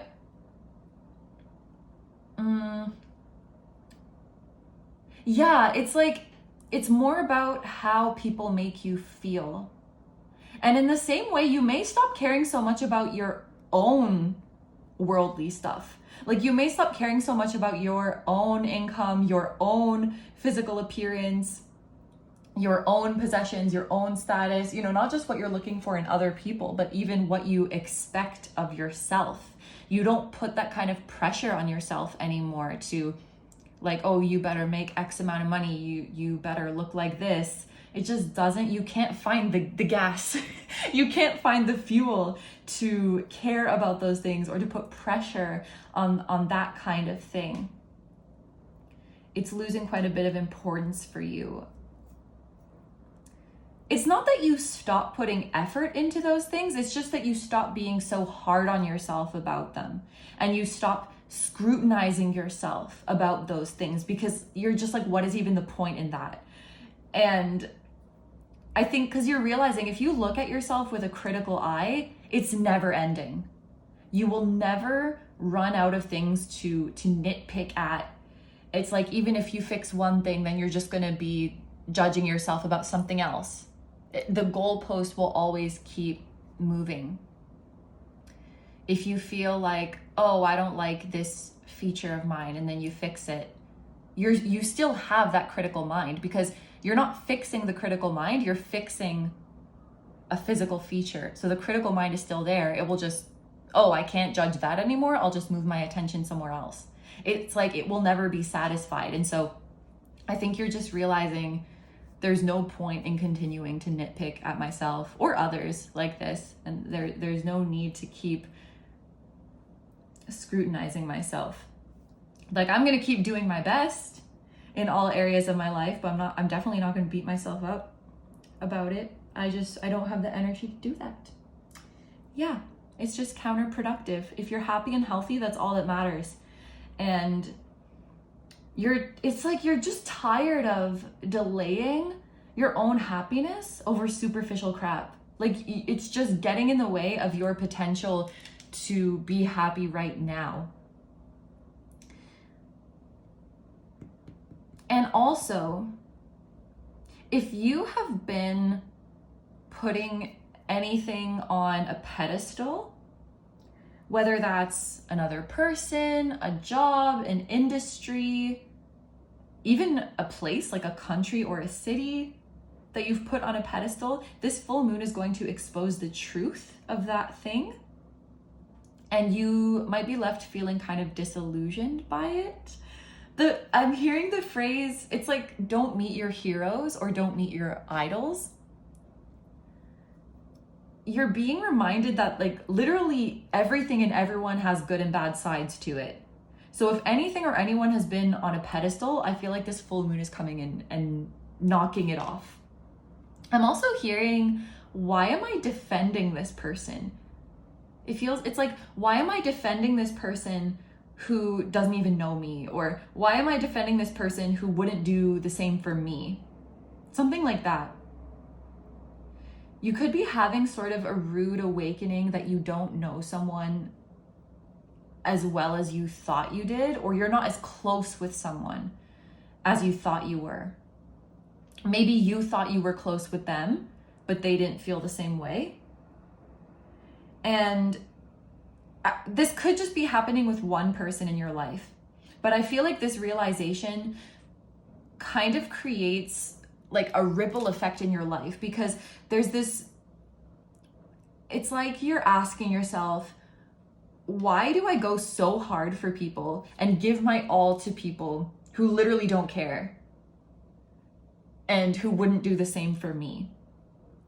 It kind of causes you to radically shift and focus on yourself from now on. And this doesn't mean that you're closing yourself off from other people. It's just that from now on, you expect real action from other people to show you that they're really serious about you, whether that's romantically, platonically, professionally, whatever. And I feel like you're no longer going to put your life on hold for other people or for opportunities. Like, I'll keep the door open for you however long you want to take. Oh, don't worry about my other life plans. It's like, are you getting in or not? Like, because I'm moving on to bigger and better things. I don't know if you're coming with me.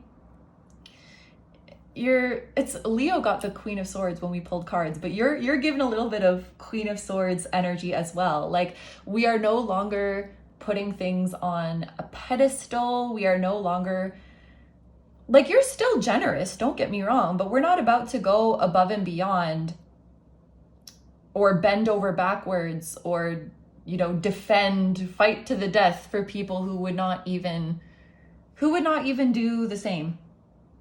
Yeah. I think you're becoming more grounded, more mature, and realizing for you what really matters during this time. Yeah, so let's pull some cards for you, Virgo. We're gonna pull a couple of tarot cards to see. We're gonna pull one for your inner world and one for your outer world.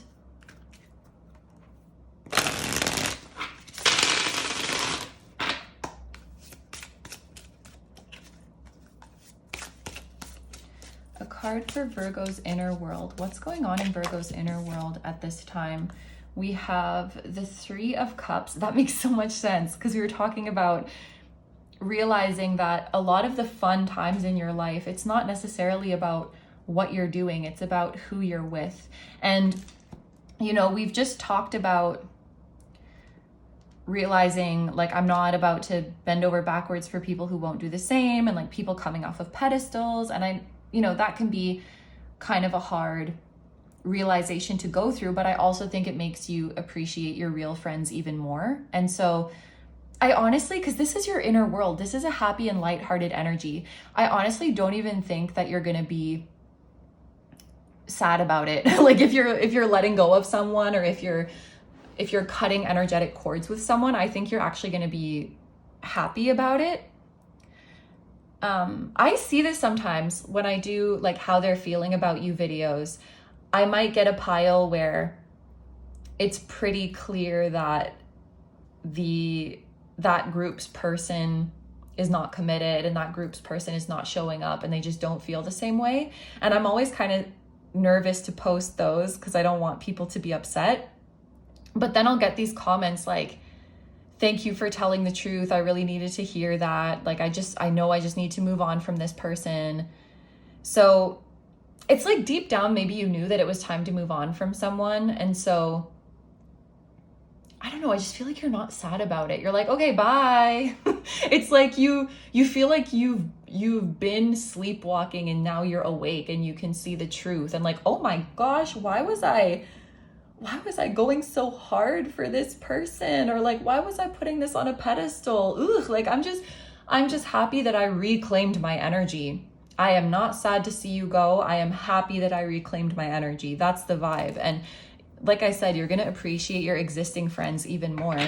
And because that's the most important thing. Like, you could be doing the most mundane shit in the world. Like, you could be folding laundry. You could be doing something else that's mundane. But if you're with your best friends, having a good old time, chit-chatting and making jokes, like that's going to be one of your most cherished memories. It's the people you're with that makes such a huge difference. What about Virgo's outer world? What is going on in Virgo's outer world? Ah, I dropped it on the floor. I've been doing that quite a bit today. My apologies. It's justice. Yeah, so I feel like this is balance being restored in your life. And just seeing everyone and everything in a very level-headed way. You know, just like we were talking about how there's good and bad in everything and everyone. You know, nothing, no one thing or one person is gonna be the ultimate key to your happiness and your happily ever after. And in the same way, no one thing or one person can like ruin your life and take all of your happiness away from you.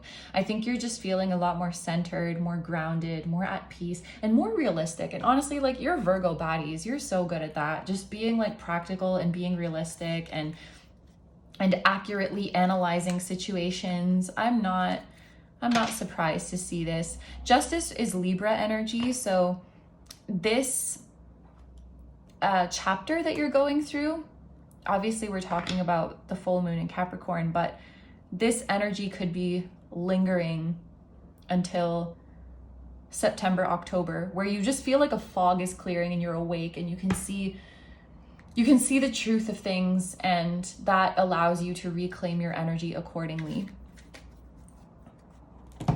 Okay, and also I love justice is about balance and reciprocity, and that's what I feel you're really inviting into your life now. By letting go of everything that was not reciprocating, you're creating space for something or someone that will. Okay, so now we're gonna pull a couple of oracle cards for you.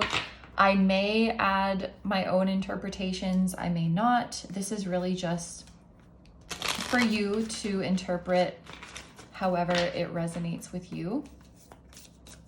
What messages do my Virgos need to see? You're in the thick of it. So this might be a difficult time, but things are only going to get lighter from here. It's kind of like you're in the hardest part now. You've already seen the worst of it. I am love, I have love, I deserve love. Virgo, thank you so much for letting me do this reading for you. If you're going to be watching a different sign now, then I will see you over there. But if you're going to leave the reading here, thank you so much. I'm sending you so much love. I hope you have a wonderful day or night whenever you're watching, and I wish you all the best. And I will see you guys in the next one. Bye-bye. Hi Libra, thank you so much for being here. So we are going to start off with your channeled message, and then we're going to pull a couple of tarot cards and oracle cards at the end for some additional messages. I did just want to mention, I saw 222 while I was getting ready to film your reading. So that could be a relevant number to you that you may be seeing or that you want to look out for. So my Libras, I feel like this full moon is gonna have you in an introspective energy. I see you taking a good hard look in the mirror and seeing your own shortcomings. And I don't say this in a judgmental way, as everybody has things that they can work on. And I feel like this word shortcomings that is coming through here, it's less so about some objective flaw that you have, and it's more so about your own subjective opinion, like the ways in which you would perceive that you are falling short, because only you are in charge of the standards you want to hold yourself to, and only you can know how you are currently measuring up to that. So it really does feel like your own subjective self-evaluation. But the energy I see you in, it's like you have these frustrations or these annoyances with other people around you. Maybe it's people at work, maybe it's family or friends, or maybe it's a love interest. And I'm seeing you getting frustrated, like, oh, why do they do this? Why do they do that? Why can't they be more like this? Or maybe it's even more like towards society in general. Like, why are people like this? But with this full moon, you're turning all of that back to yourself. Like, let me sort out my own shit first before I start pointing the finger at others. So, for example, maybe you've been frustrated with a love interest for not being more vulnerable with you. But if you're really honest with yourself, you have not been vulnerable either. So I guess it's sort of giving, like, be the change you want to see in the world. That's sort of the energy that you are taking on around this full moon, where whatever you are looking for in other people, you become that yourself.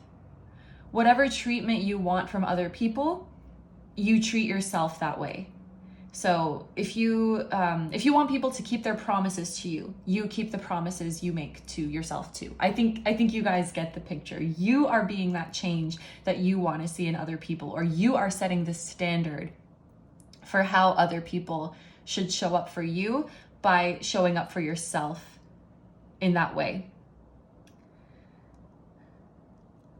I think you're also realizing that there's no right or wrong answer about who you are supposed to be. The highest version of you, the most aligned version of you, there's not some blueprint out there for you to follow. It is based on your own subjective experience. At the end of the day, if you feel good with yourself, then that's what really matters. Like, I'm hearing you're the person you go home to every night. And like, you are the one that you will spend the most time with. You literally spend all the time with yourself. So you have to be happy with yourself. I think and I hope that message is freeing, because I think you're coming back to, it's really like coming back to yourself. Like, you're coming back to your own preferences. You're coming back to your own values, your own morals. It's like you're not letting other people or society's ideas to get mixed in with your own. Like, okay, this is a very specific example, but it's like, if someone was monogamous, like, that's their value.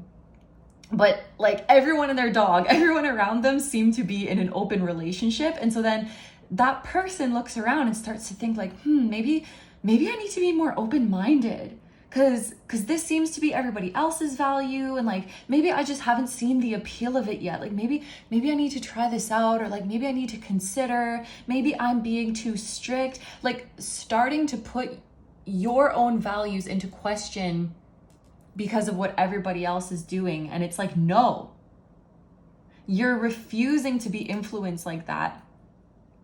And you're coming back to your own values and your own preferences without any shame. Because you know, and you've always known what your preferences are. You've known what your values are, and you're gonna stick to them. Even if it's not the popular way to be, even if it's not the most common or conventional or socially acceptable way to be. And I think you're also reaching a place where you no longer feel like you need to justify your life choices to everyone. Like, you're stepping into the world like, this is who I am, and why I'm this way, it's not your business. Like, the how and the why is not your business. I've already done the work with myself, and I know with certainty that this is who I am, and that's all you need to know. like period. You may be feeling like you want to be more private as well. You maybe even will feel like you want to disconnect.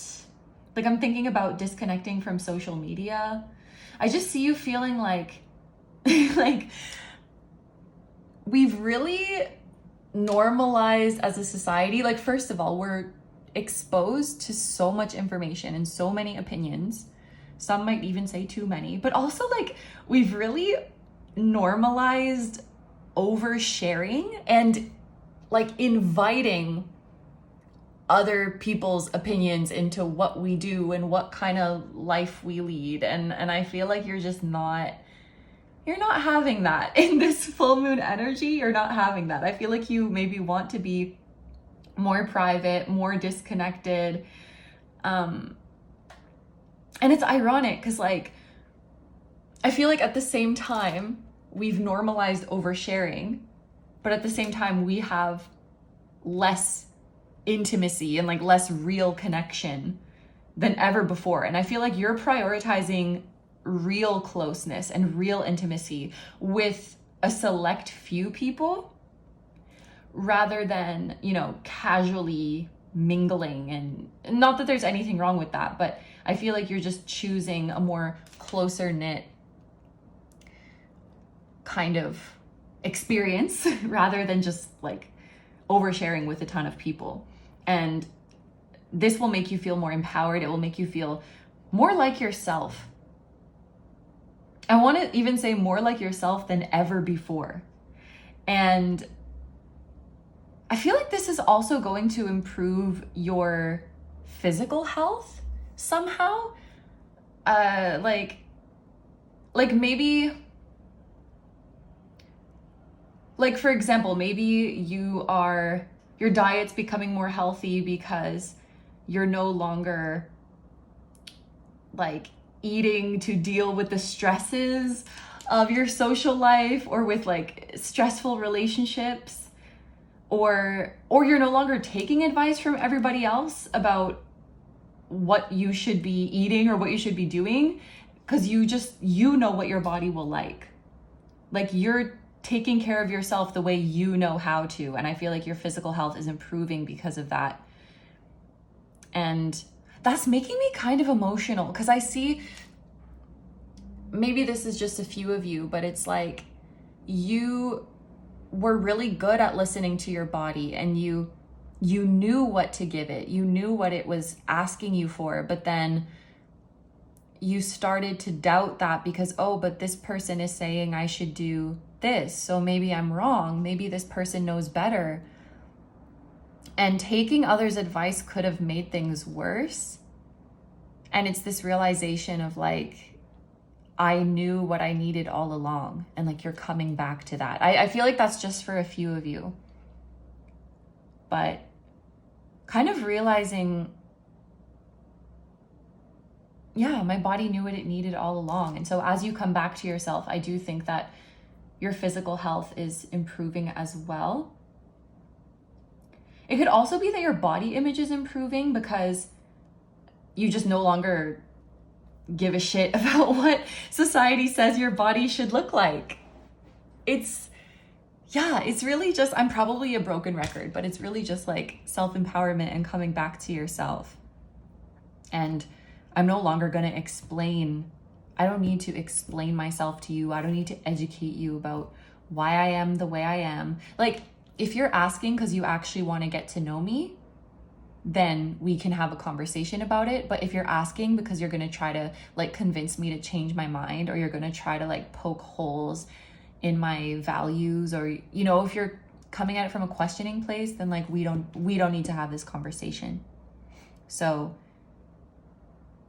we're being a lot more discerning about who we give our energy to and who we're intimate with, like physically, mentally, emotionally, spiritually. And it feels good. It feels very good. Which I love that for you, Libra. Okay, so now we are going to pull some cards for you. So I'm going to pull 2 tarot cards, one for your inner world during this time and one for your outer world.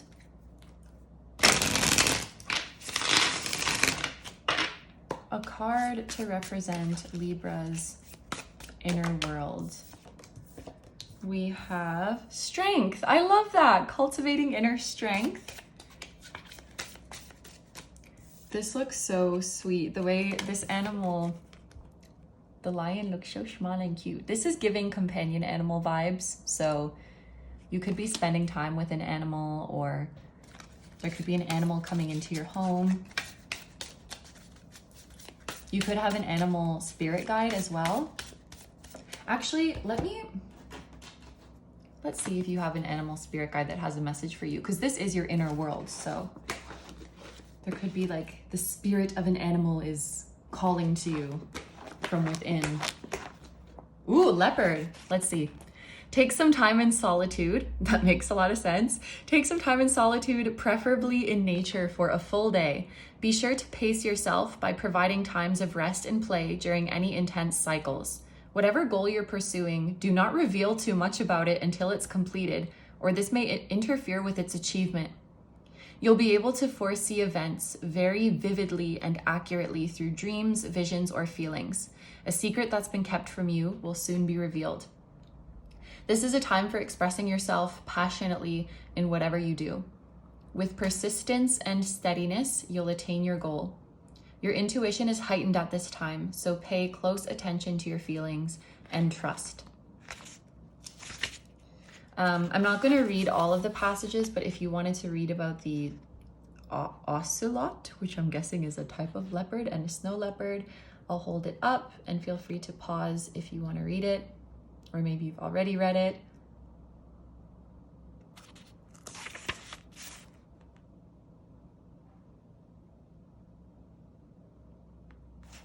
Ooh, investigate the possibility that you have past life connections to Tibet or China. Interesting. Okay, so, and it's so funny that there's a lion after that, because there's a lion on the strength card. Like, that was the next passage. Cats in general could be significant to you. Whether you have a cat in your life or a cat spirit who's watching over you. This is my little Baffy.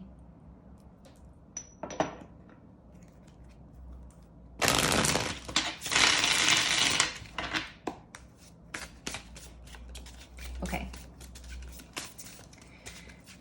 Libra's outer world. The 10 of Pentacles. I was just gonna say that Leo could be significant, because like this is Leo energy. So someone with Leo placements could be significant to you. Maybe you have Leo placements yourself. Sun, Moon, Mercury, rising, Venus in Leo. And then the 10 of Pentacles came out, which is a Virgo card. So Virgo placements could be significant as well. Same thing, Sun, Moon, rising, Mercury, Venus. But also Leo and Virgo, it's like Leo and Virgo season. So like from late July to late September could be a significant time frame. Interesting how both of these cards have, it feels like family, it feels like there's a little one, like we have this family here, and then there's this person with their companion animal. Some of you could be visiting home. Like if you live away from home, you could be visiting home, or someone from your home or your family or your hometown is visiting you. You could be starting a family or welcoming a little one into your home, or someone close to you could be having a child, or someone could be getting a companion animal. But there's a feeling of home and family. This could also be indicating your chosen family, because there were quite a few messages coming through about a close-knit and an intimate social circle with just a few people that you really, really care about. So this could be it could be your biological family or your chosen family. Your outer world is the 10 of Pentacles. So I do think that you are starting to think about building foundations for your long-term future and thinking about the long-term impact of your decisions. It's like you're no longer just reacting to things in the moment and crossing bridges when you get to them, which is fine, and sometimes that's needed. But I think you're maybe with this full moon shifting into an energy where you want to be more deliberate and really think about what this means in the long term. Just for an example, you may, and again, there's no right or wrong way to go about this, but just an example would be if someone used to just go on casual dates just for fun, even if they didn't see a future with that person, and now they're shifting into an energy where they're like, I'm dating to marry, or like I'm looking for my long-term partner, or someone they're not just taking jobs for the time being, they're really thinking about their long-term career goals. It's something like that. Okay, so finally, we are going to pull a couple of oracle cards for you. I may add my interpretations to these, I may not, but these are for you to interpret however it resonates with you. What messages does Libra need to see right now around this full moon? What messages does Libra need? We have embrace the uncertainty. There's another sign that got this, but I can't remember.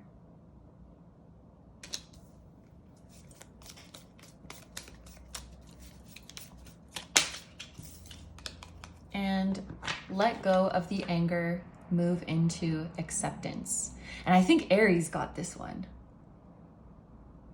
Both of these, and it's funny because there's so many, but both of these came out for other signs. So maybe that's a sign for you to watch another one. Like if, I don't know, if this is your rising that you're watching, maybe watching your sun or moon will bring more context. Just maybe there's another one that has a message for you. Move into acceptance, embrace the uncertainty. Maybe for some of you, there is uncertainty surrounding acceptance. This is very intense, but I just heard, I don't know who I'll be without this anger. So maybe some of you are holding on to anger because you feel safer. You feel like holding on to a grudge or holding on to a resentment or holding on to an anger makes you safe in the world. And if I let go of that and I move into peace and acceptance, I don't know what that's going to look like. I don't know. It's like, I don't know if I'm safe to do that, or I don't know who I'll become. Interesting.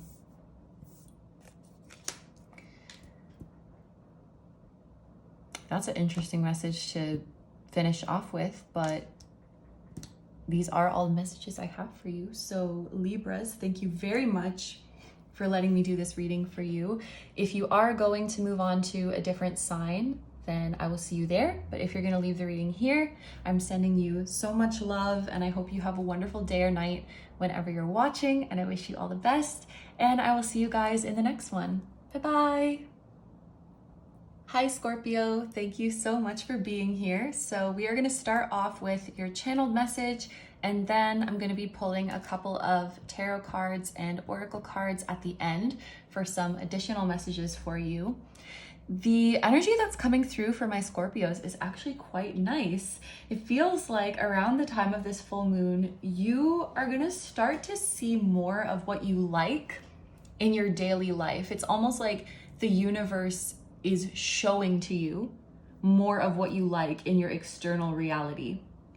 This full moon could be giving you motivation to move towards things that you've always wanted to do, or things that you've always wanted to try. But I feel like for a lot of you, this full moon is more about illuminating the way to do that. Because I think a lot of you, the motivation is already there, but you needed to find the way. Like, how can I incorporate more of these things into my life? Or how can I pursue the things that I want in my life?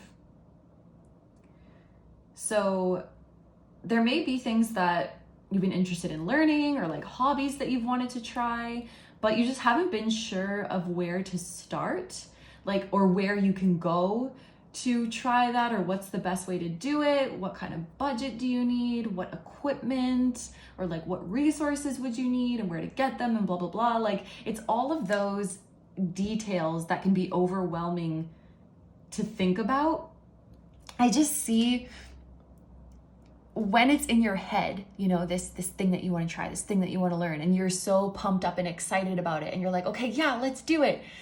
And then you like hit a wall because there's actually so many things to figure out, or so many things to research, or so many kind of boring or frustrating steps to take before you can get to the fun part, that you might kind of, it's like you build up the motivation, but then when you step out in the world to do it, you kind of hit a wall and lose the motivation. And that might be something that you've gone through many times or for quite some time with regards to a new path that you've been wanting to go down. And I feel like this full moon is sort of breaking that cycle, and it's illuminating a way for you to smoothly enter into this new path and to incorporate more of what you like into your daily life, if that makes sense. Yeah, because like, it's all those details that can be so overwhelming to think about, like especially when you're busy with work and life and responsibilities. And so you end up just kind of, there's something that you've been indefinitely putting off that this full moon wants to fix. Like, we're doing it for real this time. The information you need is going to find you. So like, for example, maybe you've been wanting to learn a specific, like a new language for a long time now, but even just looking for resources or places to practice or finding out what's the best way to go about it has felt overwhelming. It's I'm kind of seeing someone who, let's say they had 3 hours and then they spend all of that 3 hours like watching videos about how to learn this language, and then they don't spend any time actually learning it. Which is fine, because that's like the gathering information stage, that's the preparation stage. But it kind of feels like, for my Scorpios who are watching this right now, you've maybe been stuck in that preparation stage for too long now. And it's like you flip between preparation stage and inaction, because the step into actually pursuing it and actually starting for some reason feels like daunting or confusing. But that's changing now. The information you need is going to find you. The universe is bringing you this new information. So like in the example of learning a language, maybe the universe brings you to the information that there's a language exchange meetup every weekend that you can go to, or maybe you can learn about an app where you can casually learn a bit every day on your commute, or you can talk to native speakers. Like, there's this way that will make it easy for you, there's a way that will make the barrier a bit lower. The universe is going to start showing you ways that you can start trying that thing that you've always wanted to try without it being overwhelming. And it really just feels like no pressure, no expectation. Like, you don't have to worry about if you're good at it or not. You don't have to make any huge commitments yet. Like, we're just dipping our toes in to see how it goes. But it will feel good to actively move towards these things that you like, and it will create a chain reaction where slowly but surely your life is going to become a reflection of all of the things. Oh, I'm getting excited. Like, your life is going to become a reflection of all of the things that you are interested in. I know you can't see my face right now, but like, I am smiling ear to ear because it's so exciting to, like, for your life to be full of fun things and full of things that are interesting to you. It's like, my life is a collection of my hobbies and a collection of my interests, and it's beautiful. Allow me to bask in your energy, Scorpio. What was I talking about? Anyway, your external reality it's really becoming a reflection of your passions. That's just really what I want to say. And in general, I feel like with this full moon, it's clearing away fears and clearing away blockages, such that things that once felt overwhelming or daunting for you to do, it won't feel that way anymore. It will feel very simple to be like, yeah, let's just go for it. Let's just try it out. No pressure, easy peasy. Like, it will feel easy to take those practical steps towards the things that you want to do. The road will be shown to you, and you may start to also feel like safer or more, I don't know what the word is, more enthusiastic, more assertive. I don't know. Just like it's easier to put yourself out there. You may start to feel more comfortable in public or in social situations, and it removes a barrier that was between you and the things that you wanted to do. I feel like you're finding your people, like you're finding your group that you feel super comfortable with, who are like-minded to you.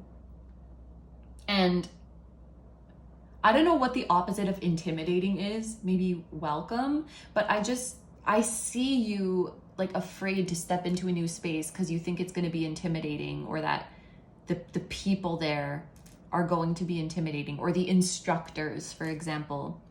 And then you go and everybody is so friendly and so welcoming, and nobody's making you feel bad about like being a newcomer or anything like that. The universe wants you to see that you are being warmly welcomed into your desired path, and that there's a place for you here. Oh, I'm just hearing like it's the people that you once wondered if they even existed. Like, are people like that even out there? Is my tribe, is my soul family even out there? Is there really someone who would completely just understand me and welcome me? And yes, there is. And I feel like this full moon is really going to help you move towards them. Like, it's totally breaking barriers for you and breaking blockages for you, so that you can finally start to live that exciting and fun and passionate life that you deserve, and not feel nervous or embarrassed about doing what you want to do. I'm so happy for you, Scorpio. I love this energy so much. Can I claim this for myself? Okay. Anyway, so let's pull some cards for you. We're gonna start by pulling a couple of tarot cards. And I'm gonna pull one for your inner world at this time and one for your outer world.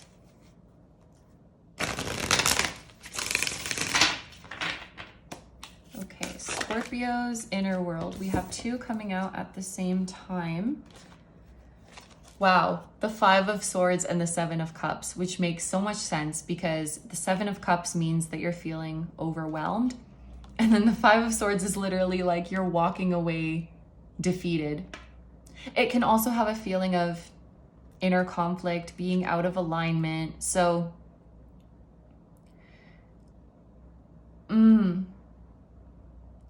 I just heard of this.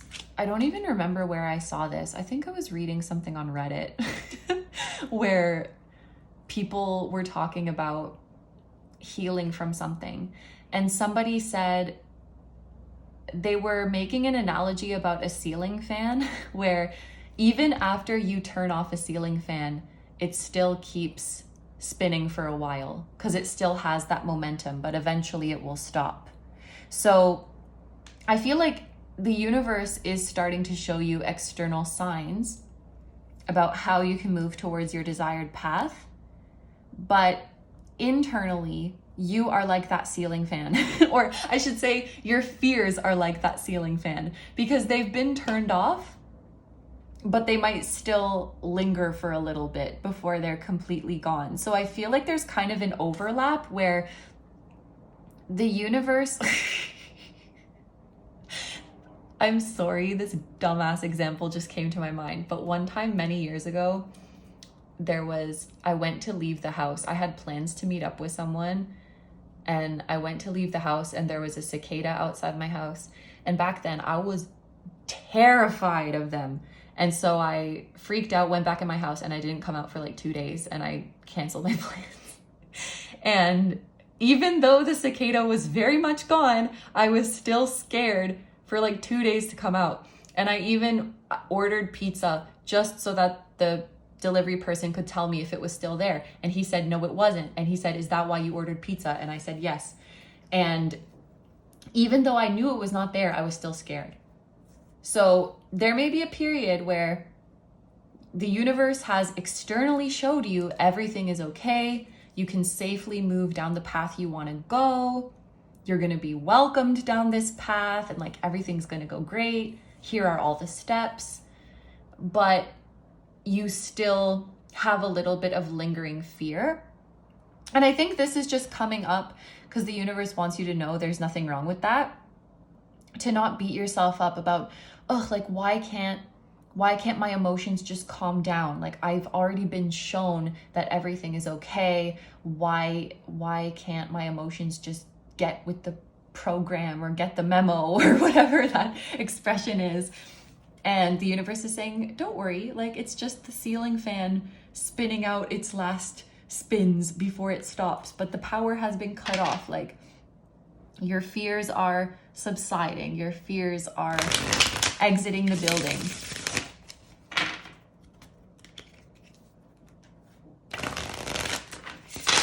Okay, and what about your external? I just noticed too, this is a Scorpio card, so that matches with you. And this is Aquarius. So an Aquarius person with Aquarius placements could be significant sun, moon, rising, Mercury, Venus, Mars, like any of the personal planets in Aquarius. That could be you, that could be someone else.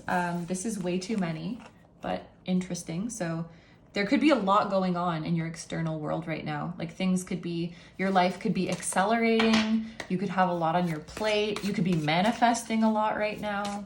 Things definitely feel exciting. Feels like energy is picking up. It's becoming more exciting. Your life is becoming more eventful. And then we have the King of Wands. So despite the fears that you may be feeling on the inside, it really feels like you are taking charge of your life and taking charge of this situation. The King of Wands is definitely a main character energy, is the leader of their own life, and is living a life full of passion and creativity and adventure and spontaneity, and is challenging themselves. So I feel like this totally matches with the energy that you're embodying. There may be a brief period where you feel some imposter syndrome because on the outside, it's like you're doing the thing. You're pursuing your dreams. You're going for it. You're being assertive. You're inserting yourself into these new spaces. You're putting yourself out there. But on the inside, you still feel like, am I good enough? Do I deserve to be here? And so there's that kind of gap between what you're doing externally and how you feel on the inside. But it's only temporary. It will gradually start to subside. After a couple months down this new path, you will feel like a natural. You will feel like you were, like in the language example, after a couple months, you will feel like you were born speaking this language, darling. I don't know why I said darling, but I felt like I had to. You'll feel like a natural at it. It will only take a couple of months. And then you'll be like, oh my God, I can't believe I psyched myself out of doing this for years. And then after a couple months of doing it, I'm already so good at it and I love it so much and I've met so many amazing people. Like I should have done this so sooner. But it's okay because maybe years ago was the best time to start, but the second best time is now. And you're never actually too late because whenever you start it is perfect. Okay. So now we're going to pull some oracle cards for you. I may add my own interpretation to these, I may not, but this is really for you to interpret in any way that resonates with you. So what messages do my Scorpios need to see? Oh, wow. If not now, then when?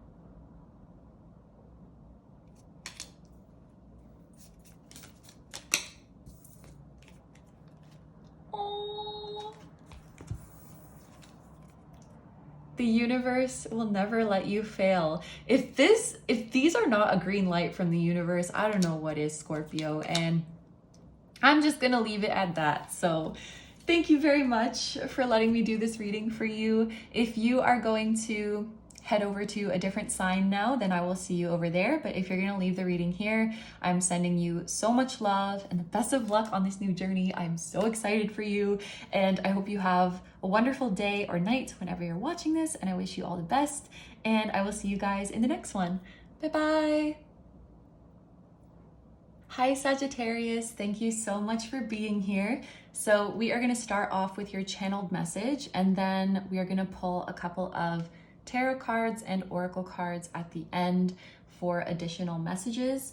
So for my Sagittarians, this full moon is definitely highlighting the importance of nourishing and caring for yourself. It seems like you guys have been in a really ambitious energy.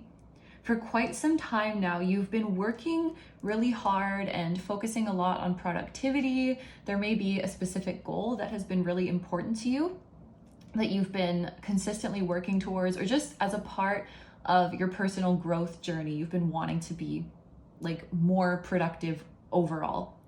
And this full moon is showing you how rest and self-care are such an important part of productivity. Like quite literally, you need sleep for your brain to even function, to have your problem-solving skills, your decision-making skills, your memory, your focus, your stamina. It's so important. Like rest is not the opposite of productivity, or it doesn't indicate a lack of productivity. It's literally a part of it. Like I don't even feel like telling this group, you don't have to be productive, or like you shouldn't prioritize being productive, because I really feel like you know what you're doing, like you know what you're working towards, you know that you want to be productive, and I support your hard work. So I'm here to say that the rest and self-care part is baked into what you are trying to do. So it's not about decentering, is that the word? It's not about decentering productivity, because I know that for whatever you're doing in your life right now, productivity is a priority, and I want to respect that. Like I don't want to mess with it. I don't want to invalidate it. I'm saying I see you being productive, and also to be more productive, let's give our brains and bodies proper rest. I just realized as I'm talking about this, I have a drink off to the side. It's this like vitamin C drink, and it says that it helps with fatigue, which I just feel like is kind of relevant as I'm talking about working really hard. And it has, I need to look up what this is. I think it's, no, actually, I don't know. I'm just looking up what it is in English. Oh, citric acid, which, is that the same thing? No, vitamin C is ascorbic acid, I'm pretty sure. But anyway, citric acid, supposedly it's good for fatigue. I love it. It's like really sour. I love sour things. I've also heard when you're craving sour things, it's like a sign that you're tired. Anyway, that might be relevant for some of you. Like, I don't know, citrus or citric acid or sour things to give you more energy or to help with fatigue. I felt like mentioning that. Anyway, so, let me try to get back on track. I think during this full moon, you're just seeing how self-care is such an important ingredient in reaching your goals. Like how, like if you're a bodybuilder, eating good meals and nourishing your body, it's so important for you to build muscle. You know, it's not just about the training part, it's also about the recovery aspect and the replenishing yourself. If you only train and you skip that replenishing part, you're actually going to lose muscle. And also, sleep is really important for building muscle as well. So sleep seems to be a big theme for my Sagittarians. Like we got to be making sure that we're sleeping enough, that we have a good sleep schedule, that your body's going to be happy. And I feel like that's really going to help you stay on your game. I'm also thinking of like a singer, how an important part of keeping your voice in its tip-top shape is not overusing your vocal cords. So I think that like for example, if a singer is touring, I think sometimes they'll try to speak as little as possible because they have to like preserve their voice. So there's really just a focus on the nourishment, on the replenishment, on the preservation of your energy. Even like when you're making songs, when you're mixing songs, you cannot be doing it for hours and hours on end because your ears start to get tired and then you won't do as good of a job. So resting your ears is an important part of being productive, because if you keep going when your ears are tired, you're gonna mess up the mix, and then you're gonna have to like come back when your ears are better and unfuck it. Like get it back to sounding the way it was supposed to sound. And I'm even thinking of like, I'm thinking of a lot of stuff I do where like overdoing it is not good. Like pole dancing, that can be so freaking dangerous. If you're starting to get tired and you keep going, like you could really injure yourself. So anyway, I think that you guys get the picture, and I think that this full moon is really going to be highlighting the importance of that, and it may be helping you to discover that specific kind of nourishment that you personally need in order to do what you need to do. And I think it's also helping you realize that neglecting this form of self-care is actually silly, is the way it's coming through. Like, it's silly. It doesn't make you, foregoing that self-care doesn't make you strong. It makes you uninformed or like ignorant on the mechanics of what you're actually trying to do. Like, it's as if a bodybuilder was like, I don't need to eat after my workout, that's for pussies. Like, no, it's quite literally a step in what you're trying to do. Like, I hope that makes sense. I think you are tackling this false narrative that you, and honestly that a lot of society has, that it's somehow like strong and badass to forego your self-care and to just keep pushing and keep working, and that you're weak if you need this kind of rest. Like, actually, if you're ignoring this need for rest, you are hindering yourself and hindering your goals. And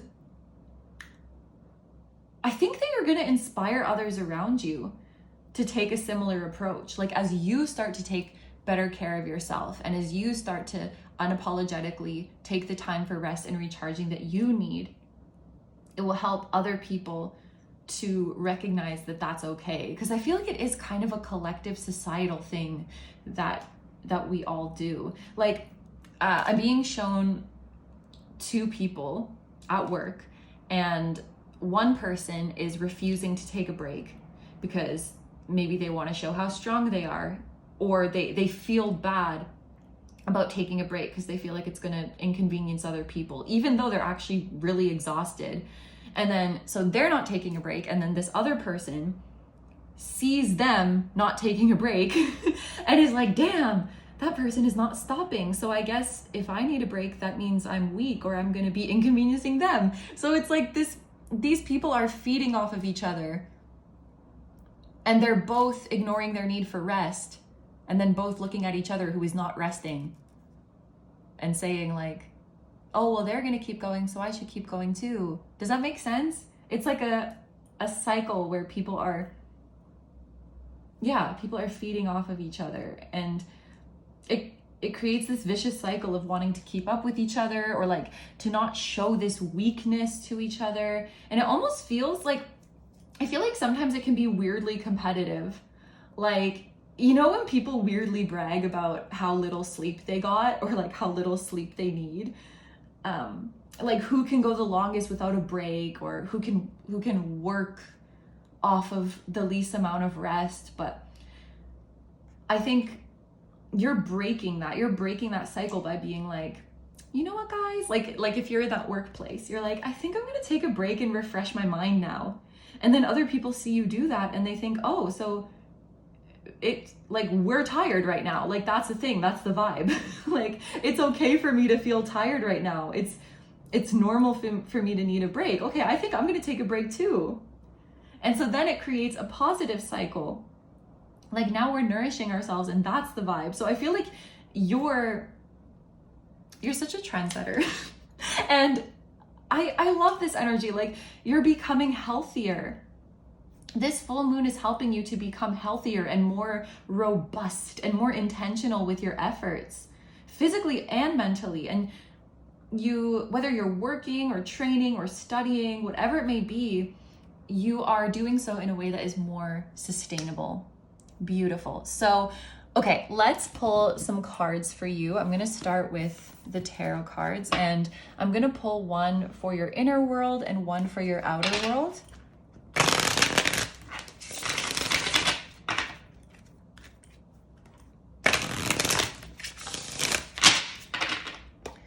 A card to represent Sagittarius's inner world around this full moon. Sagittarius inner world. We have the 9 of Cups, which is like peace, stress is fading away. This is also fulfillment, satisfaction, wishes coming true. So slowing down is definitely, you're still going to achieve everything that you want. All of your wishes are coming true. For those of you, like if there's something specific you're studying or training or working towards, I feel like this 9 of Cups is a confirmation that you will reach that goal. So we have the Treasure as well. And then for your outer world, we have the Devil. I feel like this hand is representing, it could be representing your limiting beliefs. It could also be representing society that tries to manipulate you into exploiting yourself and exerting yourself more and more and more. But your inner world, I love that this skeleton is turned away from that. Like, nope, I won't be a puppet to capitalistic culture. I will not be your puppet. I will not exploit myself. Like, I'm too peaceful to do that. I'm chilling. I'm going at my own pace, and I'm going to reach everything I wanted and more. Literally, it's like that pressure that you should keep going and that you should exhaust yourself. It's coming through as the Devil. And I like that this is coming out as an external energy, because it means that that urge to do more and to not rest and to not take care of yourself, that never came from you. It was conditioning from the external world. And maybe at one point it did have you trapped, but not anymore, because on the inside, it's peace. I love that you're underwater too. It feels like an oasis. It feels like you're just floating along at your own pace.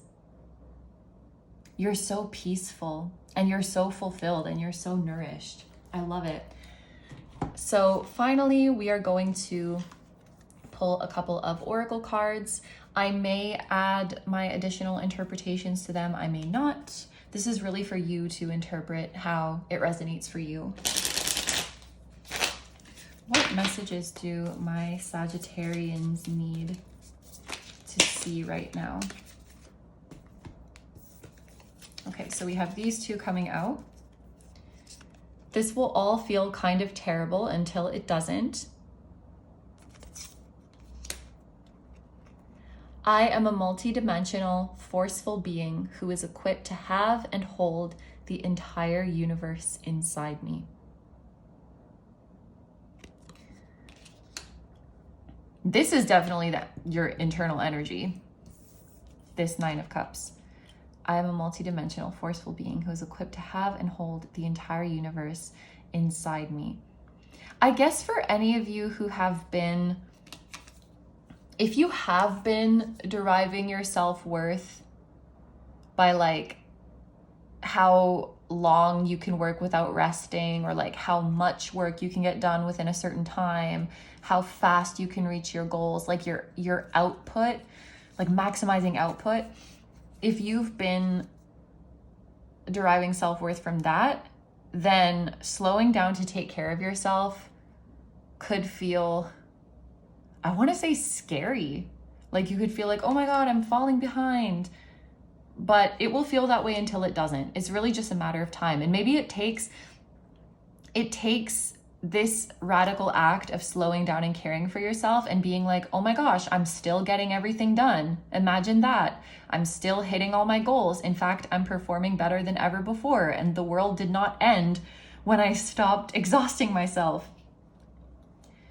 It may take just doing it and realizing how good it feels and realizing that you're still achieving everything you want to achieve, and then it will stop feeling bad. But I honestly don't think that this message is for all of you. I honestly feel like a lot of you are ready to welcome a more like slow and restful way of life. So this might just be for a few of you who are feeling, or who have a part of you that feels scared about it or that feels resistant about it. Yeah. But I think that these are all the messages for my Sagittarians. So thank you so much for letting me do this reading for you. And if you're going to move on to a different sign now, then I will see you over there. But if you're going to leave the reading here, I'm sending you lots of love, and I hope you have a wonderful day or night whenever you're watching. I wish you all the best, and I will see you guys in the next one. Bye-bye. Hi Capricorn, thank you so much for being here. So we are going to start off with your channeled message, and then I'm going to be pulling a couple of tarot cards and oracle cards at the end for some additional messages. For my Capricorns, this full moon, it really does feel like the culmination of an emotion that you've been feeling for quite some time. It feels like you have outgrown your current environment or your current circumstances. Like a long time ago, you've been outgrown from this situation, and it's maybe become more difficult to ignore this fact. But with this full moon, there's a sort of climax that is happening where now it is impossible to ignore. It could be, I feel like something is happening that kind of marks, okay, we cannot ignore this anymore. We have to do something about this. And this could be something that someone says in your workplace, in your place of study, even in your household, where you're just like, yep, that's it. We are totally not on the same page. I think you feel held back in some way in your current environment. You feel like the people around you are just not striving for advancement in the same way that you are. And that could be like they're not striving for advancement in the relationship with you, or in your shared area of life, or just in general. But I feel like it's something that someone says and it just clicks, like, wow, I'm really, like, we are not on the same wavelength here. It's coming through like it is time for me to remove myself from this environment. Like I've outgrown it. Some of you could be feeling like you've been stuck. It's like you're doing the same grade over and over again. As if, for example, you're doing the third grade over and over and over again, even though you know all of the material already, or just feeling frustrated or disillusioned by a lack of progress or a lack of growth. And we need to go to a new environment that is conducive to new growth and to new experiences. It's like what someone else's finish line is, for you is just a pit stop along the way. You want to keep going. You want to keep moving forward. You could be feeling highly emotional at this time, especially I'm feeling like some sense of regret is coming up, because you might feel like you've wasted time in this environment or around this person or around these people. And you may be upset looking back, like that you had ignored that nagging feeling for so long, and you may kind of be kicking yourself for not establishing or upholding boundaries in the past as well. And I think it's important for you to remember that this is all a learning experience. There is no need to judge yourself so hard. Some of you may get some pushback for your decision to move forward or to leave certain spaces. And I almost want to say that this is by design, because it's like the universe is saying, like, it's so easy for us to say that we're going to set new boundaries, but will we really uphold them when it is difficult or uncomfortable to do so? Your commitment really matters when it's when it's difficult to be committed. That's when your commitment is really shown. So, like in the example of boundaries, it's when it is difficult to set boundaries, or when it's difficult to uphold boundaries, that your commitment to those boundaries really matters, if that makes sense. It's like the universe wants to make sure that you're not a fair weather friend to the promises that you're keeping yourself. I don't know if that is the best way to word it, but yeah, you may get some pushback. There may be people who are trying to keep you in your comfort zone. Well, actually, it's not even really your comfort zone because you're feeling very uncomfortable there. There may be people who are trying to keep you in their comfort zone, trying to keep you as a version of yourself that they feel comfortable with. They may even try to make you feel guilty, like they may play into things like your loyalty. I'm hearing we're family. So this could be family that you're dealing with, or it could be a team of people that pride themselves on being like a family. But the weird thing is that, like, whoever is giving you this pushback, I don't even think that they believe what they're saying. So, for example, let's say there's a boss who's saying, you can't quit, you can't leave us, this team is a family. They're saying that, but they don't actually, I'm hearing they don't actually live by that, or they don't actually feel that you are their family.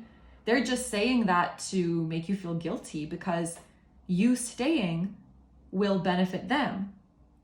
Or another example would be like a roommate, someone you live with who is saying, but don't you think this apartment it's so much more convenient for you? It's so much closer to your job.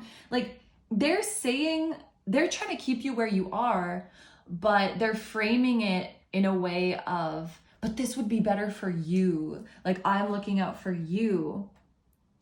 But in reality, that roommate just wants you to keep paying half of the rent. It's like that kind of thing. You staying, they are actually the one who benefits from you staying. But they're either using some kind of guilt tactics, or they're playing on your loyalty, or they're trying to make it like, oh, but don't you think it would be better for you to stay where you are? So maybe the universe just wants to warn you of that you don't fall for those tricks, I guess.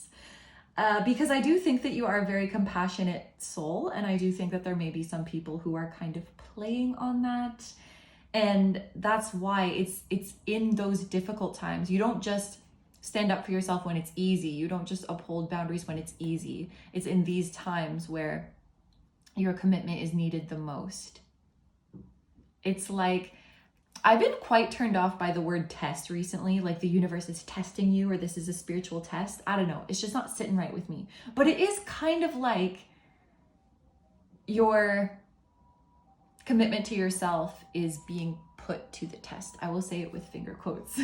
And you have to, see through this to free yourself. So let's pull some cards for you. I'm gonna pull a couple of tarot cards. One will represent your inner world at this time, and one will represent your outer world. Okay, so let's get a card for Capricorn's inner world. Okay, so we have two coming out for your inner world. We have the Six of Pentacles, and we have the Three of Wands. Your soul is craving for connections that they know are out there. And I'm hearing people that you can go far with. The Three of Wands, it's advancement, it's expansion, it's everything that I feel you guys are striving for. You want to move forward to bigger things, and you want to find people who feel the same way. I really think that, yeah, there's new connections coming in for you. And I don't know if they're oh, you know what? I was going to say, I don't know if these new connections are coming in right at the time of the full moon. I think the full moon is more like the culmination of, I've had enough of my current situation. I need to remove myself from this environment. But if you honor that, and if you move away from the environment that you are meant to move away from, that will lead to these new connections. And there's Aries energy here and Taurus energy here. Actually, specifically, this is Aries Sun, Taurus Moon. So that might be a very specific combination for you guys, whether that's you or someone else. But I also think that this could be talking about Aries and Taurus season. So that, I mean, at the time that this is going up and at the time of the full moon in Capricorn, that is a little bit of a way away, you know, almost a year. But mark it on your calendar if you feel called to. Like the month of April could be a significant time. But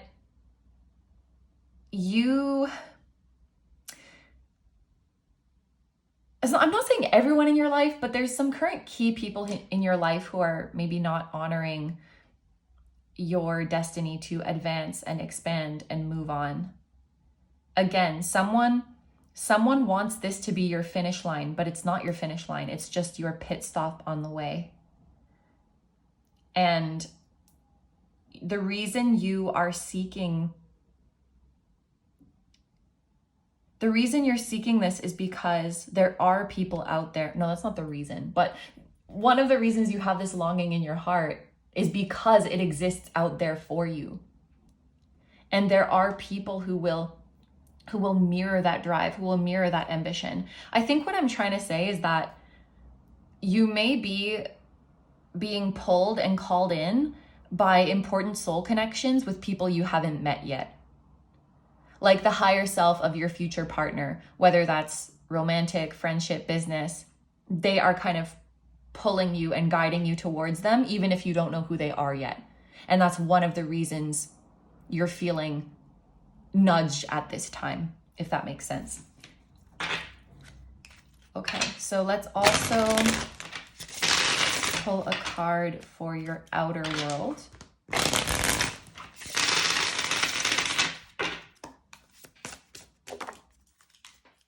That came out very quickly.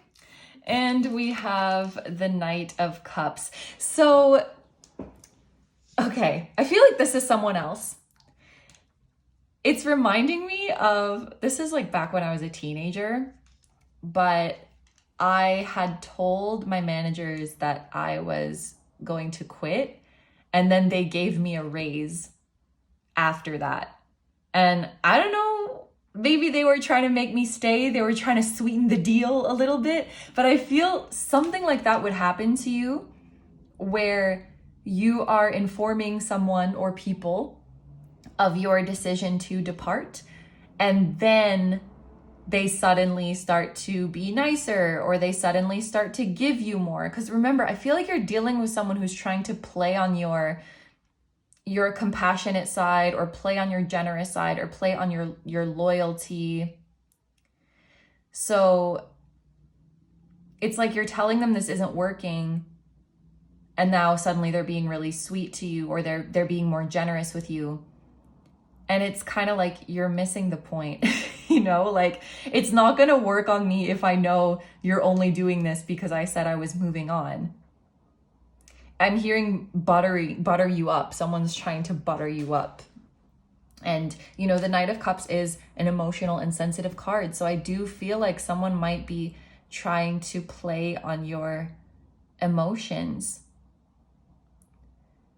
That doesn't necessarily mean that they're a bad person, but it does kind of feel like they're doing something manipulative or kind of self-serving. It's bad in this case, but it doesn't mean the whole person is bad. Just be on the lookout for that. So finally, we're going to pull some oracle cards. I may add my own interpretations to these. I may not. This is really for you to interpret however it resonates for you. So what messages does Capricorn need to see right now? Okay, we have 2. Wow. How can you walk through your fears to free yourself?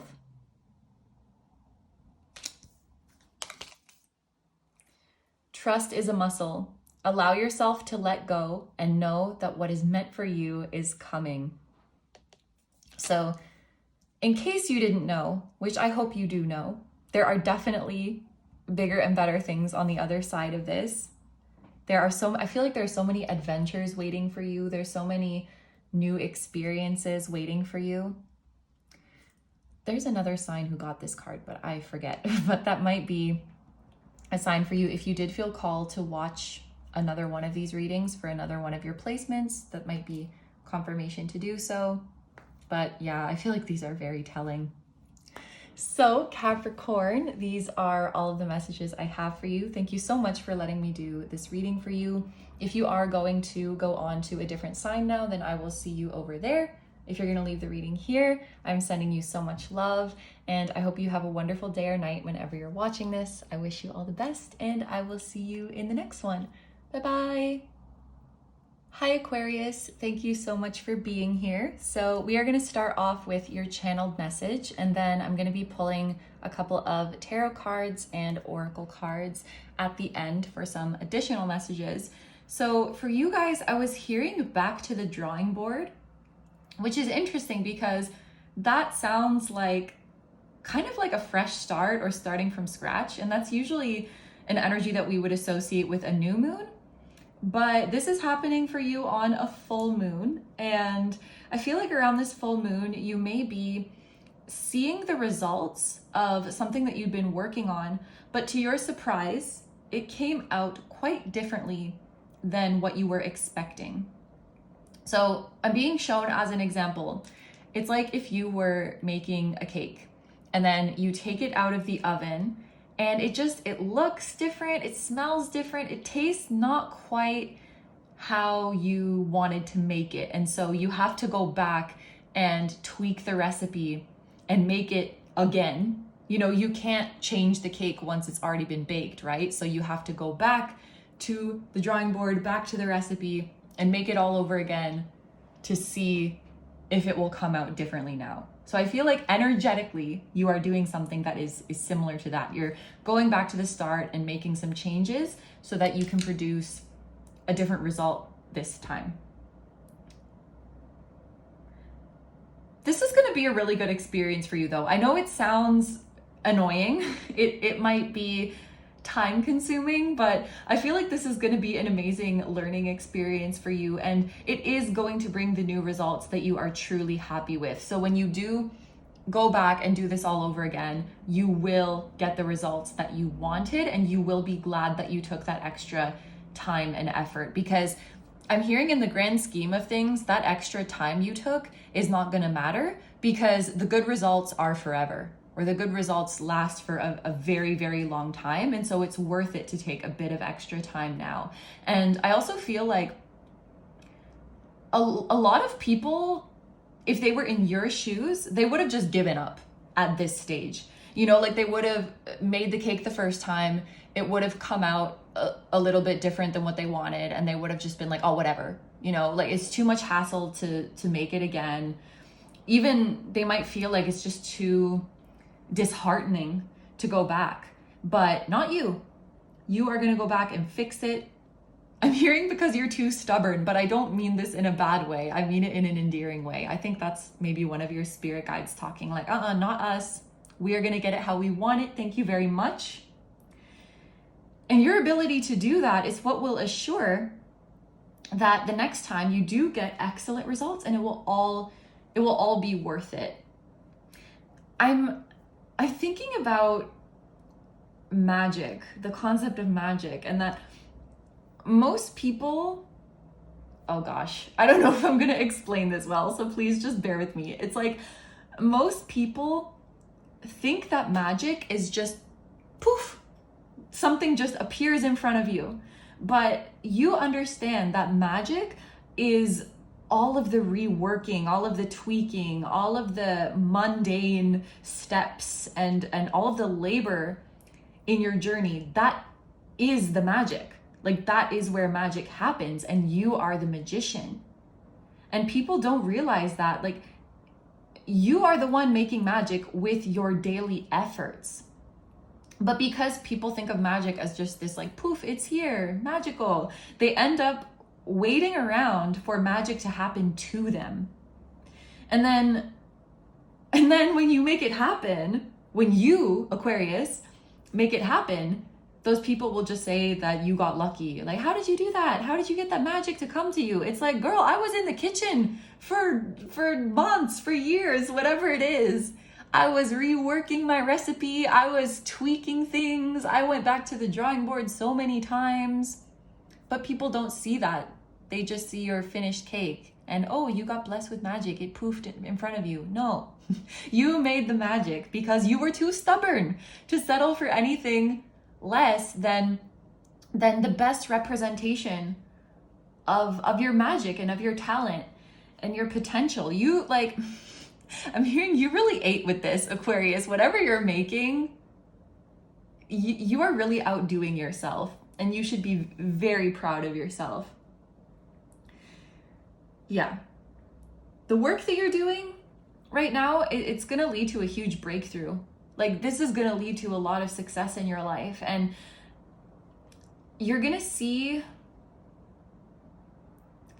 maybe around, because I felt, even though this is a full moon, I felt kind of new moony energy. It does feel like you're setting up for a new beginning. So maybe around the new moon in Capricorn, which would be about 6 months from now, I feel like you're going to see significant results, at least by the end of this year.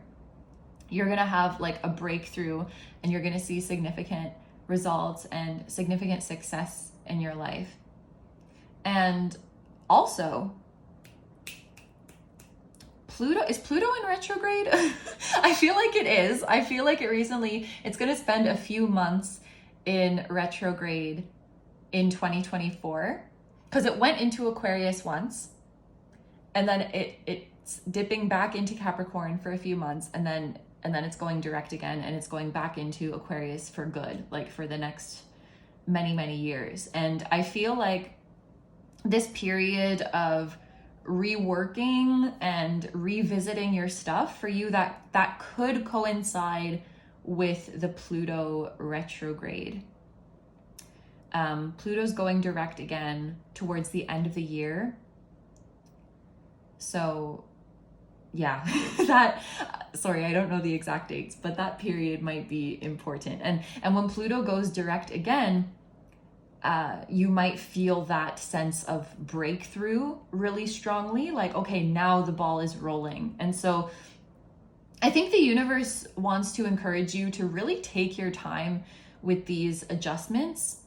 You may even be going on some kind of break, or I'm hearing hiatus, like some of you are going on a hiatus to really figure your stuff out.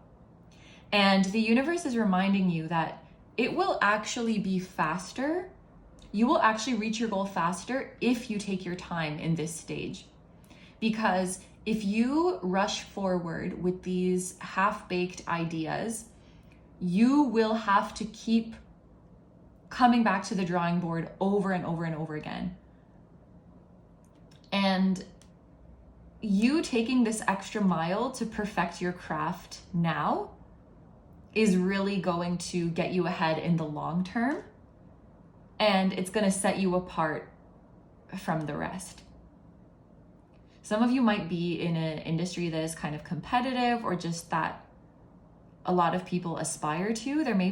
There's just a feeling of there's a lot of people who are trying to do a similar thing to what you do, or it's a highly coveted, I'm hearing a highly coveted industry, or you're after a highly coveted prize or something like that.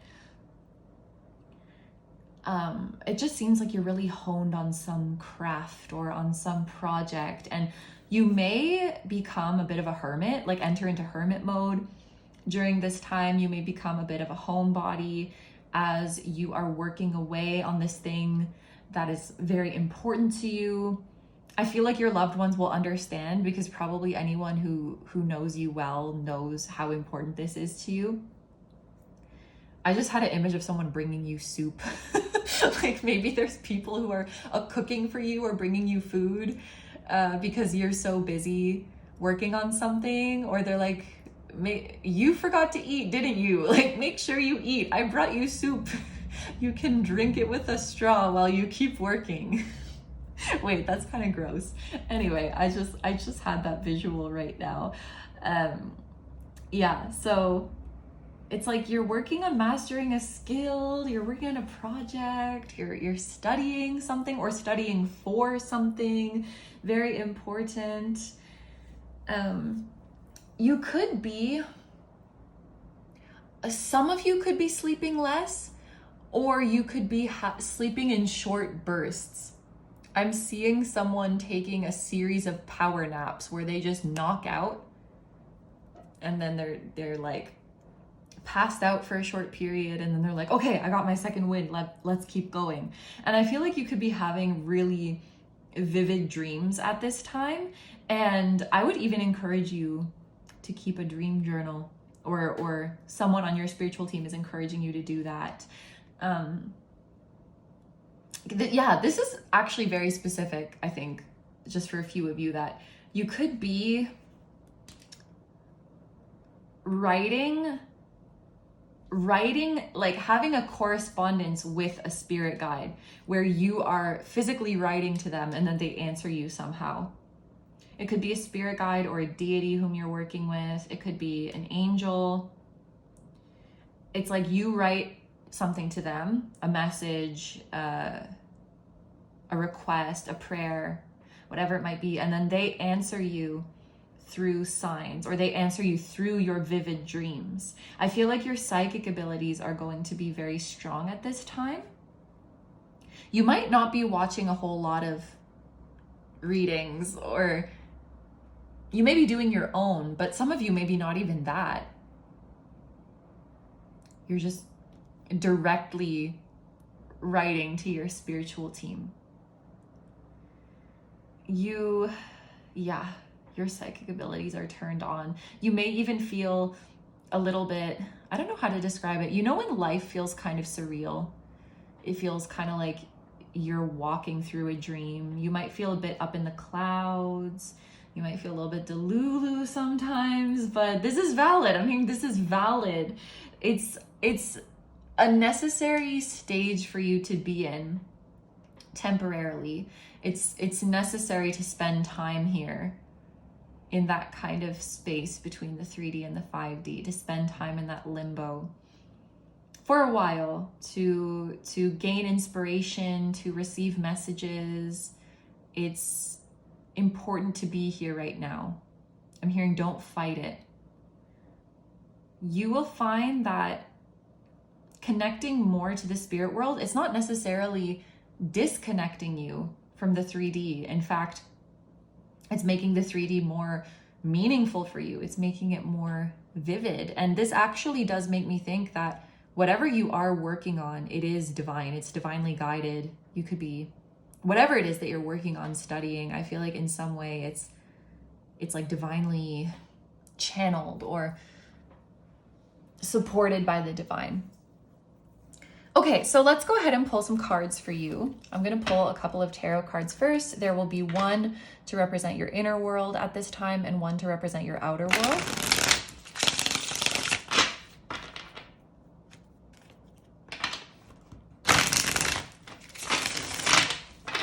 Okay, a card for Aquarius's inner world. We have the Sun. So you're feeling, first of all, I love how carefree this looks. You're chilling. You're feeling inspired. You're feeling unstoppable. You're definitely feeling connected to the divine, and you know that you're getting your inspirations and your guidance from the divine. It's funny. I feel like externally you're definitely working very hard, but your higher self is just chilling because they know, even if you're going back to the drawing board and externally that seems like something that is annoying or frustrating, your higher self knows that it's all part of the plan and it is not worried at all. Some of you might have a deadline, and that could be a reason why one might choose not to go back and rework things. you know, I'm thinking about those baking shows. Maybe it's because I used the cake example and now I have baked goods in my head. But you know, all of those baking competition shows where they have, I don't know, like 60 minutes to make this elaborate cake, and then they might mess something up, or it didn't come out how they wanted it, but they're like, I don't have time, I just have to get everything on the plate. Like, some people, a lot of people might just feel compelled to, like, I don't have time to fix this, I just have to meet this deadline. But the truth is, if you keep going with these half-baked results, it will actually cause more delays in the future. So it's actually better for you to go back and fix things.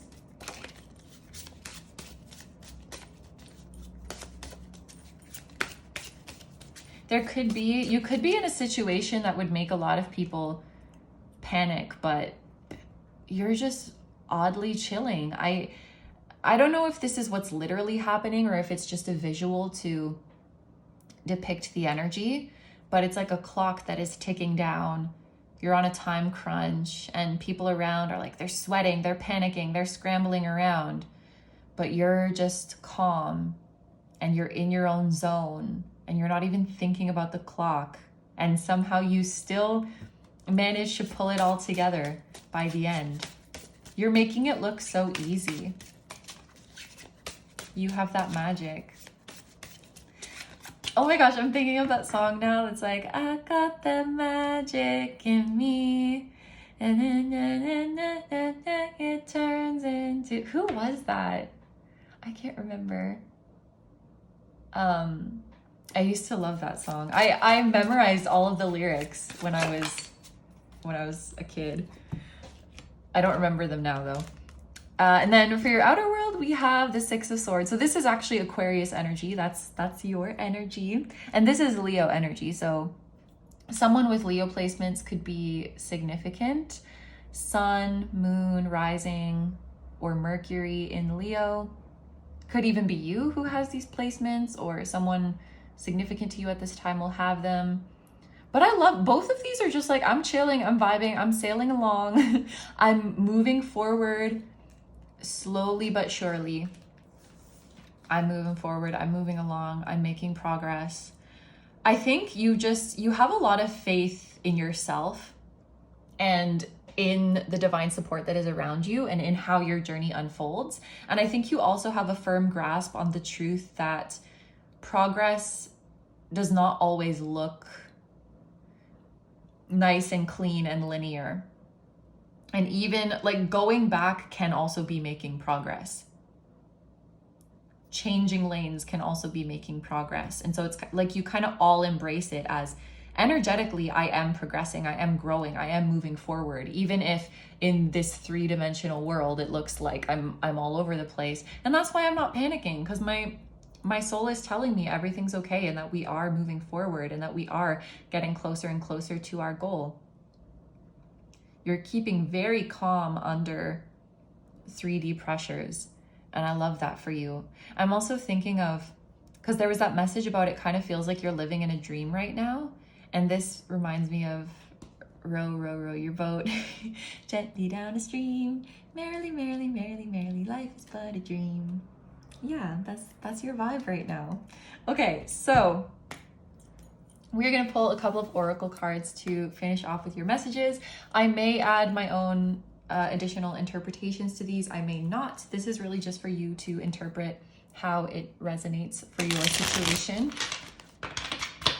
What messages do my Aquarians need to see right now? What messages do they need to see from this deck? We have, what did you learn from this connection? I don't feel like we talked about a connection, but maybe some of you needed to see this. What did you learn from this connection?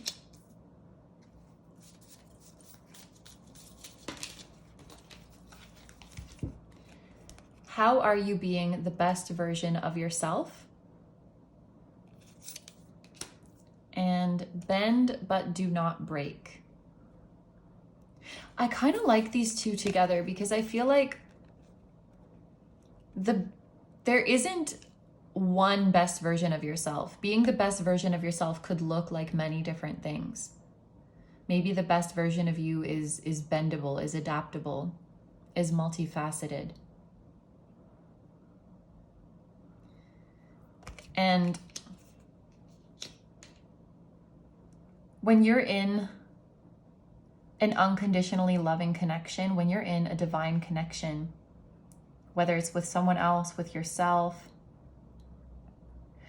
they will reflect back to you the ways in which you are already being the best version of yourself, and they will gently guide you to the best version of you. But it doesn't, how do I describe this?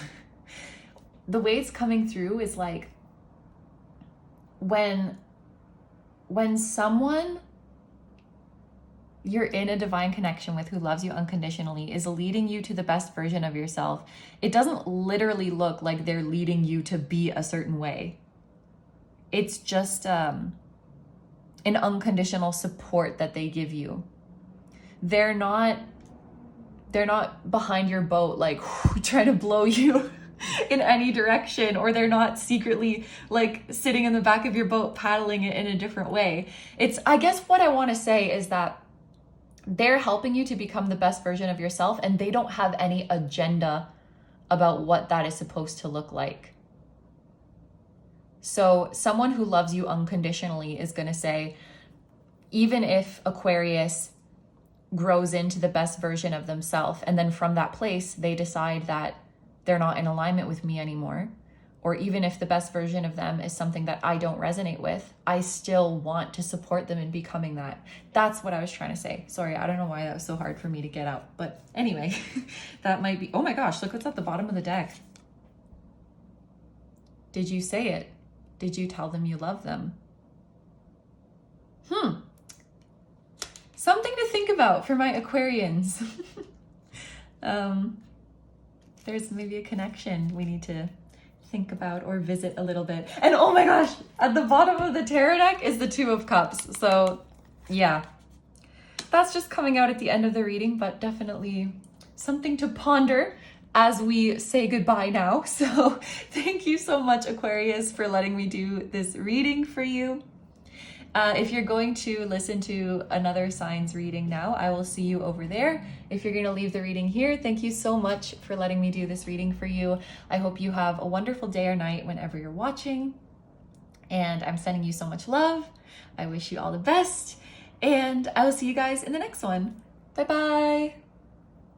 Hi Pisces, thank you so much for being here. So we are going to start off with your channeled message, and then I'm going to be pulling a couple of tarot cards and a couple of oracle cards at the end for some additional messages. My lovely Pisceans, you are going to be very attractive to people around you around the time of this full moon. If there is a particular person or a particular group of people whose attention you have been wanting, then now is going to be a great time for you to get that. I'm seeing that around this full moon, you are being admired, especially for your work ethic or your approach to your work. This could also be things like people admiring your brand, your vision, as well as admiring your skills and your talents. I just feel like you're going to be attracting a lot of people in terms of like networking, making business connections, meeting potential collaborators. I do think people are also going to be attracted to you just as an individual. And I was seeing like physically as well, you are glowing. You have an aura that is, I'm hearing, inviting to all of the right people, okay? So, oh my gosh, this is kind of a strange example, but it's like, you know, when someone has a business, they might decide to run an ad campaign on social media, but it's not good to target literally everyone, because it's a waste of money to be targeting people who are not going to be interested in your specific brand you know, like to pay for an ad that goes to that kind of person. And then also, like, even if they do check out your stuff, they're not likely to be a repeating customer. And for some reason, that analogy was coming to my mind when it comes to the energy you're putting out, because we're talking about you being very attractive, but I think Spirit wants me to clarify that you're not attracting literally everyone, because that would just be overwhelming and you probably wouldn't like that. We're attracting all of the right kinds of people. The people who are actually like into what you're doing and that you are on the same wavelength as them. You're attracting like-minded people, people that you can have a good connection with. And so I do feel like this admiration and this attention is going to be welcome, because the souls who are coming your way, you really resonate with their energy. So yeah, I do think it's as an individual, but your career is being highlighted as well, like attracting good people for networking, for collaboration. This is a time for you to fully integrate into your field of work. For some of you, it's like your current field of work, you're fully integrating into it, or this could be your desired field. You're really making your mark and blending into your desired field. Like you're getting your name out there. For those of you who haven't committed to your dream career or your dream field yet, I feel like this full moon represents, and again, it's coming up like quite a few groups today, or quite a few signs today, I should say, have this theme of a point of no return. Like this full moon is initiating a point of no return so that you finally go for it and commit to what you're meant to commit to, or what your soul wants to commit to. And for my Pisces, I'm picking up on this point of no return energy as well, where you are locking in to your dream career or to your dream field of work. But I feel like for my Pisces, this is happening more on an internal level rather than external. So it's not like, oh, you signed this contract and now you're not allowed to back down. It's more like something that you're doing on a personal level to hold yourself accountable to pursuing this career or pursuing being in this field. So maybe you are making a purchase, you are financially investing in it. So within you, it feels like a point of no return. It feels like, okay, I'm committing now. I'm making this promise to myself. Or maybe you are making an announcement on social media, or like you're telling the people in your life that you're going to pursue this career, that you're going to enter into this field. And so now everybody knows. So obviously these are not official, like binding things by any means, but they do create a shift inside of you that says to you, okay, this is real. We're doing this. Like you're committing to your dream job, something about your dream job or your dream field that is coming up very strongly for my Pisceans. And coming out of your shell. Like if you're a shy person, if you are nervous around people or like in front of people, or if you feel uncomfortable with sharing or with expressing yourself, I definitely think the universe is going to be challenging that around the time of this full moon. I feel like you're going to be given a lot of opportunities to come out of your shell, and you'll be rewarded if you do. Like it will lead to good things for you.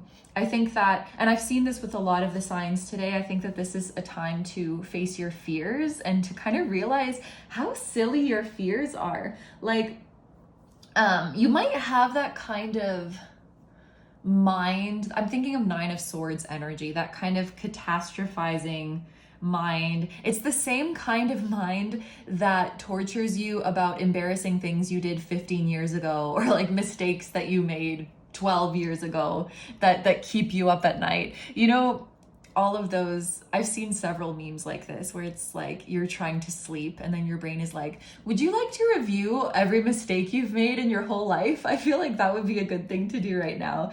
And you know, us Pisceans, why do I say us? Well, I have a lot of 12th house placements and I have and I have a few Pisces placements, so I get it, I feel it.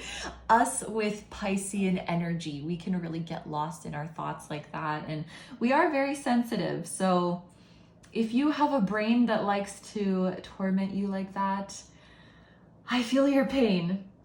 But I think this full moon is bringing an opportunity to confront that mind of yours and to realize how silly it is sometimes.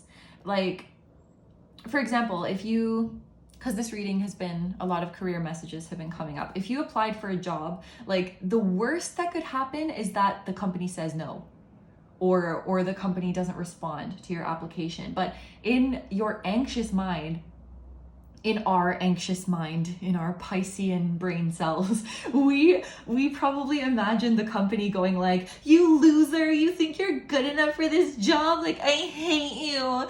Go away. You're the worst. Never talk to me again. Like, we build it up as if it's going to be this horrible outcome. We picture this awful scenario that is so unrealistic. And so I feel like you're being given many opportunities to put yourself out there. And, you know, sometimes it's going to go well and sometimes it's not going to go well, because such is life.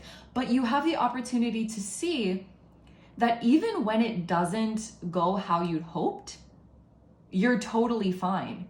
You know, like it's not this horrible, embarrassing scenario that your anxious brain imagines. And a lot of the time it will go well. It will go very well. And so this full moon, as I think she likes to do, as I've seen today, and just, you know, she just be like that a lot of the time, she is shoving your own fears in your face, because these fears are what you need to get over to reach all of the blessings, like everything that you want. And the more you do it, the easier it will get.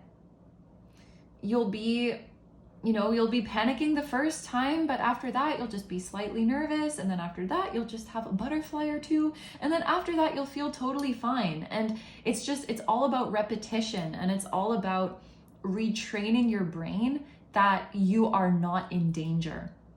And I feel like this is a period where your ability to come out of your shell and kind of, I'm hearing like put yourself out on a limb, is going to be improving a lot this time. Your ability to reach out to people, to make offers to people, to extend invitations to people, like your social skills, your charm, your charisma, it's going to be improving a lot for some of you. I'm hearing your stage presence. So if your dream career or your dream field involves you being on a stage or just being in front of crowds of people, you're going to be getting more comfortable at that for sure. Because you are very attractive and very charming, maybe more so than you might give yourself credit for, Pisces. So let's pull some cards for you now. I'm going to start with the tarot. So I'm going to pull 2 tarot cards. One will be for your inner world at this time, and one will be for your outer world. Okay, a card to represent the inner world of Pisces around this full moon. We have the Page of Swords. So you are definitely ready for a new beginning. You're definitely ready to put yourself out there. I feel like you're not overthinking as much anymore. And look, this Page of Swords is throwing a paper airplane that has something written on it. So around the time of this full moon, you might suddenly get the urge to reach out to someone. Like if there's someone you've been wanting to message, to just, extend an offer to them of your companionship or of your collaboration, or just to let someone know you appreciate them. You could be overcome with the urge to do that around this full moon, or maybe there's a specific person you've been wanting to tell them something, tell them how you feel, just things like that. You're not overthinking that as much. And I just think in general, you're not overthinking social interactions as much, because maybe you're realizing that That's another thing that the full moon might be bringing you, is realizing that people are not thinking about you and what you said and what you did as much as you are. Like, you are the one who is replaying all of your interactions in your head, and nobody else is doing that. If anything, they're replaying what they did and what they said. Like, they're not thinking about you. They're thinking about, was I awkward? Just the same way that you're doing. And so I wonder if the full moon is even orchestrating a specific experience for you where, like, let's say there's somebody named Claire, I don't know, and you think Claire is so freaking cool, but the last time you hung out with them, you said something that you thought was really, really embarrassing. And then the next time you see Claire, she says something that basically informs you that she doesn't even remember that. Like, oh, it was so, whatever I said that I thought was so embarrassing apparently was very forgetful and very irrelevant. And so it's like, I feel like in some way, an experience is being orchestrated where you realize something you said or did in the past that you'd been overanalyzing or even beating yourself up for, the other party does not even remember or has not even been thinking about it. And that might kind of be a wake-up call for you of like, people are really not picking me apart the way I am picking me apart. And honestly, I'm in my, what you think is in your unhinged era is actually just you coming out of your shell and speaking directly to people and not worrying. So yeah, I feel like that's the internal energy that you're in. What about your ex? Oh, okay. That's a lot. So definitely there's a lot going on in your external world, which makes sense. The Ace of Swords actually fell on the floor, and I feel like you're supposed to see that, but let's take another one. Yeah, with this Ace of Swords in your external world, I feel like you are getting a lot of messages at this time. It could be one person who is blowing up your phone, blowing up your inbox, or you're receiving a lot of messages from a lot of different people. This also really leads me to believe that if you initiate contact with someone around this time, you will get a response. Whether it's the response you want, I don't know, but you will get one.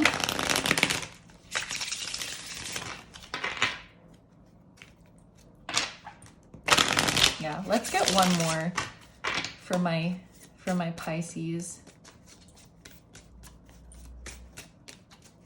What's going on in your external world? The Eight of Pentacles. Yeah, there's some kind of work opportunities coming to you, or people messaging you wanting to work with you. And the people who are really serious about working with you, or who are really serious about having a connection with you, I feel like they are going to be pretty persistent, and they're not going to change their mind so quickly. So, for example, if you, like, let's say you get a message from someone who wants to work with you, and you're like, oh no, they sent this a week ago, and you're freaking out, like, what if you miss your chance? If someone really wants to work with you, they're going to be thrilled to hear from you. So you don't have to think that you missed your chance. And they'll probably be following up with you.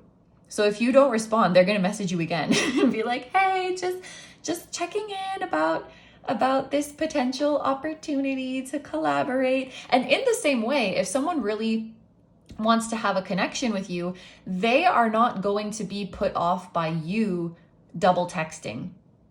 You know, like, let's say you have I've been giving a lot of work examples. Let's say you have a crush or something, and you text them and they don't respond.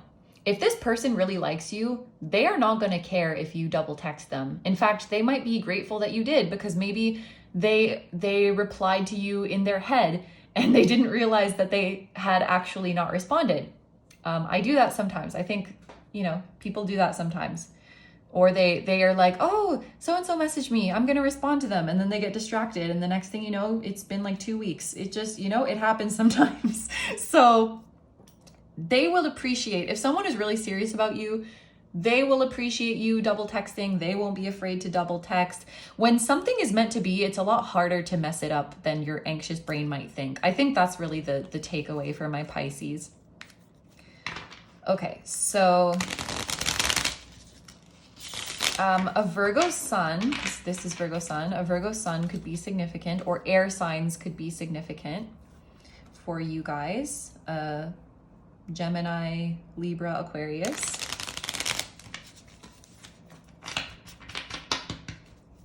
If you have Virgo placements or air placements and you felt called to listen to those messages, maybe that is your sign to do so. So for these oracle cards, I can't remember if I already said this, but anyway, I might add my own interpretation to them. I might not. This is really just for you to interpret them how it resonates with you. Okay, I'm shuffling really messy. Let's see. What messages do my Pisceans need to see? I am in full alignment with my physical vessel, emotional body, and etheric spirit.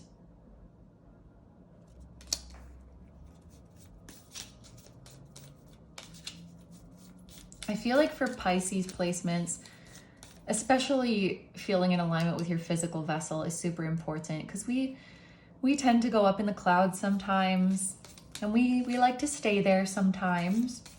So your body needs you, and your body wants you to be with it.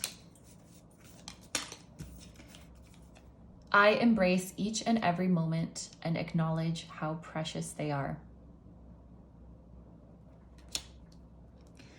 Okay, so these are all the messages for my Pisces. Thank you so much for letting me do this reading for you. If you are going to move on to a different sign now, then I will see you there. If you're going to leave the reading here, thank you so much. I'm sending you so much love. I wish you all the best, and I hope you have a wonderful day or night whenever you're watching, and I will see you guys in the next one. Bye-bye.